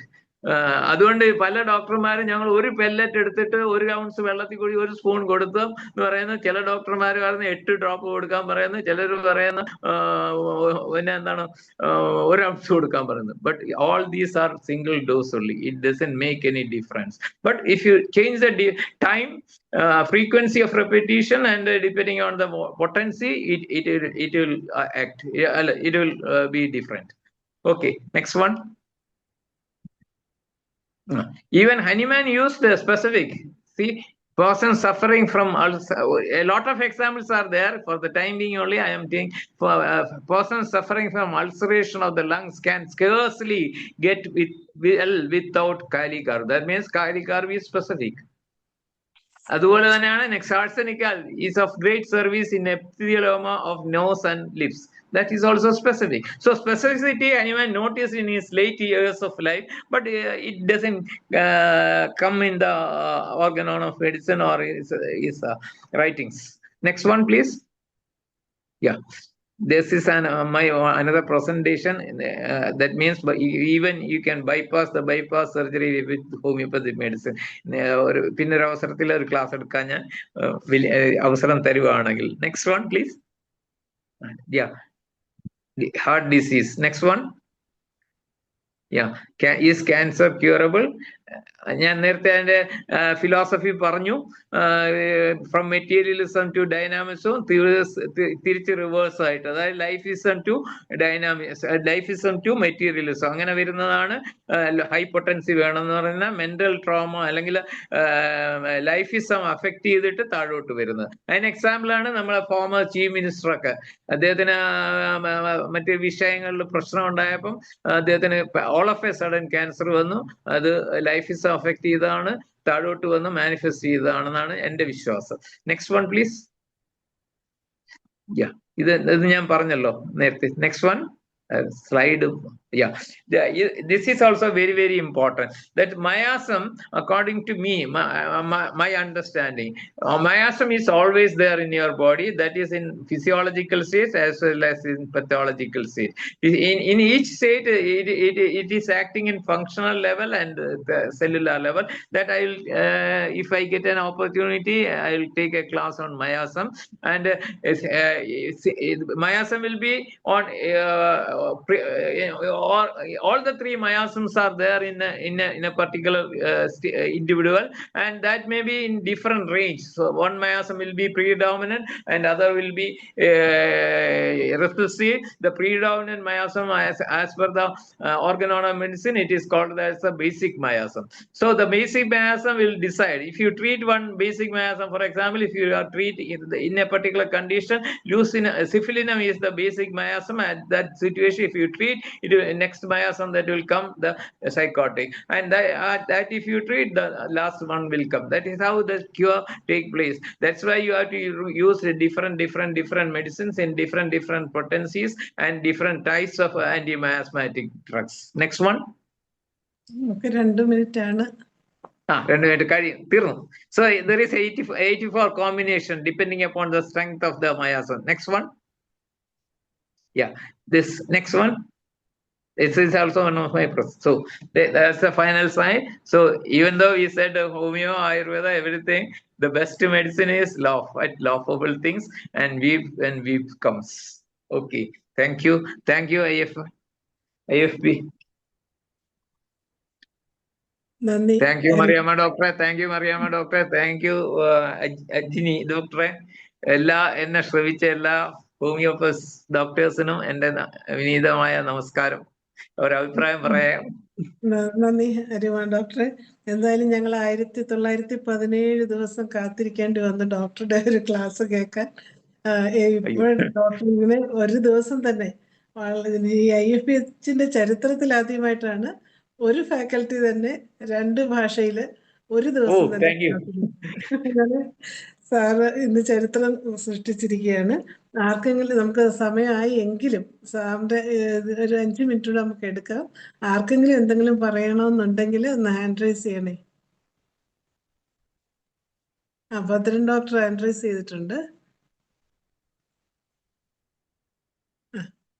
Bhadran ഡോക്ടറെ unmute ചെയ്ത് സംസാരിച്ചു. ഹലോ ഡോക്ടർ ഹരിമാന്റെ പ്രസന്റേഷൻ വളരെ അതെ നല്ല presentation ആയിരുന്നു. എനിക്ക് കുറച്ച് concepts എനിക്ക് ഈ ഐഡിയ പണ്ടുപോലെ ഞാൻ പറയാറുണ്ട്. എല്ലാം ഈ ഡിവൈഡഡ് ഡോസ് എന്ന് പറഞ്ഞ് ഗ്രേഡ് ബേസിൽ ഓരോരുത്തർ ക്ലാസ് എടുക്കുമ്പോൾ എനിക്ക് അത് എഗ്രി ചെയ്യാൻ നോക്കില്ലായിരുന്നു. കാര്യം ഡിവൈഡഡ് ഡോസ് എന്ന് പറഞ്ഞ ഒരു കാര്യം നോക്കില്ല. ഡോസ് ഡിവൈഡ് ചെയ്യാൻ നോക്കില്ല. ഏറ്റവും ചെറുതാണെങ്കിൽ വലുതാണെങ്കിൽ ഒരു ഡോസാണ്. അത് ആ പ്രിൻസിപ്പിൾ ഒന്ന് ഹൈലൈറ്റ് ചെയ്ത് ഉള്ളതെന്നായി. പലരും ധരിച്ചിരിക്കുന്നത് ഡിവൈഡ് ചെയ്ത് കഴിഞ്ഞാൽ അപ്പൊ എന്നെ ഡിവൈഡ് ചെയ്ത് കൊടുക്കാൻ അലോപ്പതി മരുന്ന് കൊടുക്കുമ്പോൾ ആയുർവേദ മരുന്ന് കൊടുക്കുമ്പോൾ ഡിവൈഡ് കൊടുത്ത് അങ്ങനെയുള്ള ആക്ഷനെ ഉണ്ടാവുള്ളൂ എന്നുള്ള തെറ്റിദ്ധാരണ ആളുകൾക്ക് കുറച്ചു പേർക്ക് ഉണ്ട്. ആ തെറ്റിദ്ധാരണ എന്തായാലും മാറിക്കിട്ടും ഇത് ഈ ക്ലാസ്സിൽ. ഇനി ഫ്യൂച്ചർ പ്രസന്റേഷൻസും നമുക്ക് ഈ രൂപത്തിലുള്ള ആയിരിക്കട്ടെ. നല്ല എന്തൂസിയാസം ഉള്ള ഒരു ക്ലാസ് ആയിരുന്നു.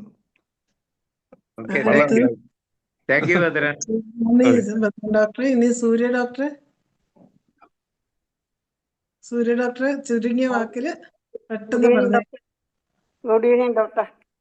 Good evening Surya. പിന്നെ ഞാൻ ഈ ഡോക്ടറെ എത്രയോ വർഷങ്ങൾക്ക് മുമ്പ് ഇവിടെ വന്ന് ക്ലാസ് എടുക്കണമെന്ന് എത്രയോ പ്രാവശ്യം പറഞ്ഞിട്ടുള്ള. ഇന്ന് വന്നത് ഈ സന്തോഷം. പക്ഷേ ഈ റെസ്റ്റോസ് 50 എന്റെ കയ്യിലുണ്ട് കേട്ടോ. ഞാനിത് എന്റെ മദറിലേക്ക് 2 പ്രാവശ്യം കൊടുത്ത് രക്ഷിച്ചിട്ടുണ്ട്. ഒരു മെഡിക്കൽ റെപ്പ്, നമ്മുടെ ഹോമിയോയിൽ ഒരു മെഡിക്കൽ റെപ്പിന് കൊടുത്ത് രക്ഷിച്ചിട്ടുണ്ട്. ഇത് പറഞ്ഞാൽ എന്റെ ഹസ്ബൻഡിന് സ്ട്രോക്ക് വരുന്ന സമയത്ത് ഞാൻ ഇവിടെ വച്ചിരുന്നത്, അതും പുള്ളിക്കാരന് കൊടുത്തിട്ടുണ്ട്. അപ്പൊ ആ ഒരു കാര്യം ഞാനൊരു എന്താണ് തിയറി ആയിട്ട് തന്നെ പറയുന്നു. റെസ്റ്റോസ് 50 ഗുഡ് തന്നെയാണ്. അതുപോലെ ഇപ്പൊ 90 മെഡിസിൻസ് ഞാൻ ഇപ്പൊ മനസ്സിലാക്കിയിട്ടുണ്ട്. അത് ഞാൻ ഒരു ക്ലാസ് പിന്നെ എടുക്കാം, ഇതുപോലുള്ള സ്പെസിഫിക് തന്നാൽ ഉപയോഗം. അന്ന് ഞങ്ങൾ ഇരിക്കുമെന്ന് അറിയത്തില്ല, അത്രേ ഉള്ളൂ. അയ്യോ അങ്ങനെ പറയല്ലേ. 10 കൊല്ലം കഴിഞ്ഞിട്ടായിരിക്കും വരുന്നത്. ഇത് മൂവാറ്റുപുഴയിൽ വെച്ച ഡോക്ടർ 2017 ക്ലാസ് എടുത്താണ്. ഡോക്ടർക്ക് ഓർമ്മയുണ്ടോന്ന് അറിയത്തില്ല. ഡോക്ടറുടെ ആ ഒരു നോട്ട്, ഞാൻ എഴുതിയ നോട്ട് ഞാൻ ഡോക്ടർക്ക് ഒരിക്കൽ തന്നിട്ടുണ്ട്. ഓർമ്മയുണ്ടോ? അതൊന്നും ഓർമ്മയുണ്ടോന്ന് അറിയത്തില്ല. ഓർമ്മയുണ്ടോ? ഇപ്പൊ പറഞ്ഞപ്പോ ഓർമ്മിക്കുന്നു. അതിനകത്ത് ഈ MLAക്ക് കൊടുത്തതും ഒരു വല്യമ്മ വന്ന് ഡോക്ടർക്ക് മൗത്ത് പബ്ലിസിറ്റി തന്ന കഥയും ഒക്കെ ഉണ്ടായിരുന്നു. അതെല്ലാം ഞാൻ മലയാളത്തിൽ എഴുതിയത് ഡോക്ടർക്ക് നോട്ട് ഞാൻ തന്നിട്ടുണ്ടായിരുന്നു. Okay, thank you doctor. എന്തായാലും വന്നല്ലോ, വലിയ ഉപകാരം. നമ്മുടെ അടുത്ത് രമാദേവി അമ്പാടി മാഡം ആണ്. അതിനുശേഷം ഹരിഹരൻ സാറും ഉണ്ട്. അമ്പാടി മാഡം എത്രയും പെട്ടെന്ന് ചെറിയ ഹരി ഒന്നുകൂടെ പറയാനേ. ഞാൻ പറഞ്ഞു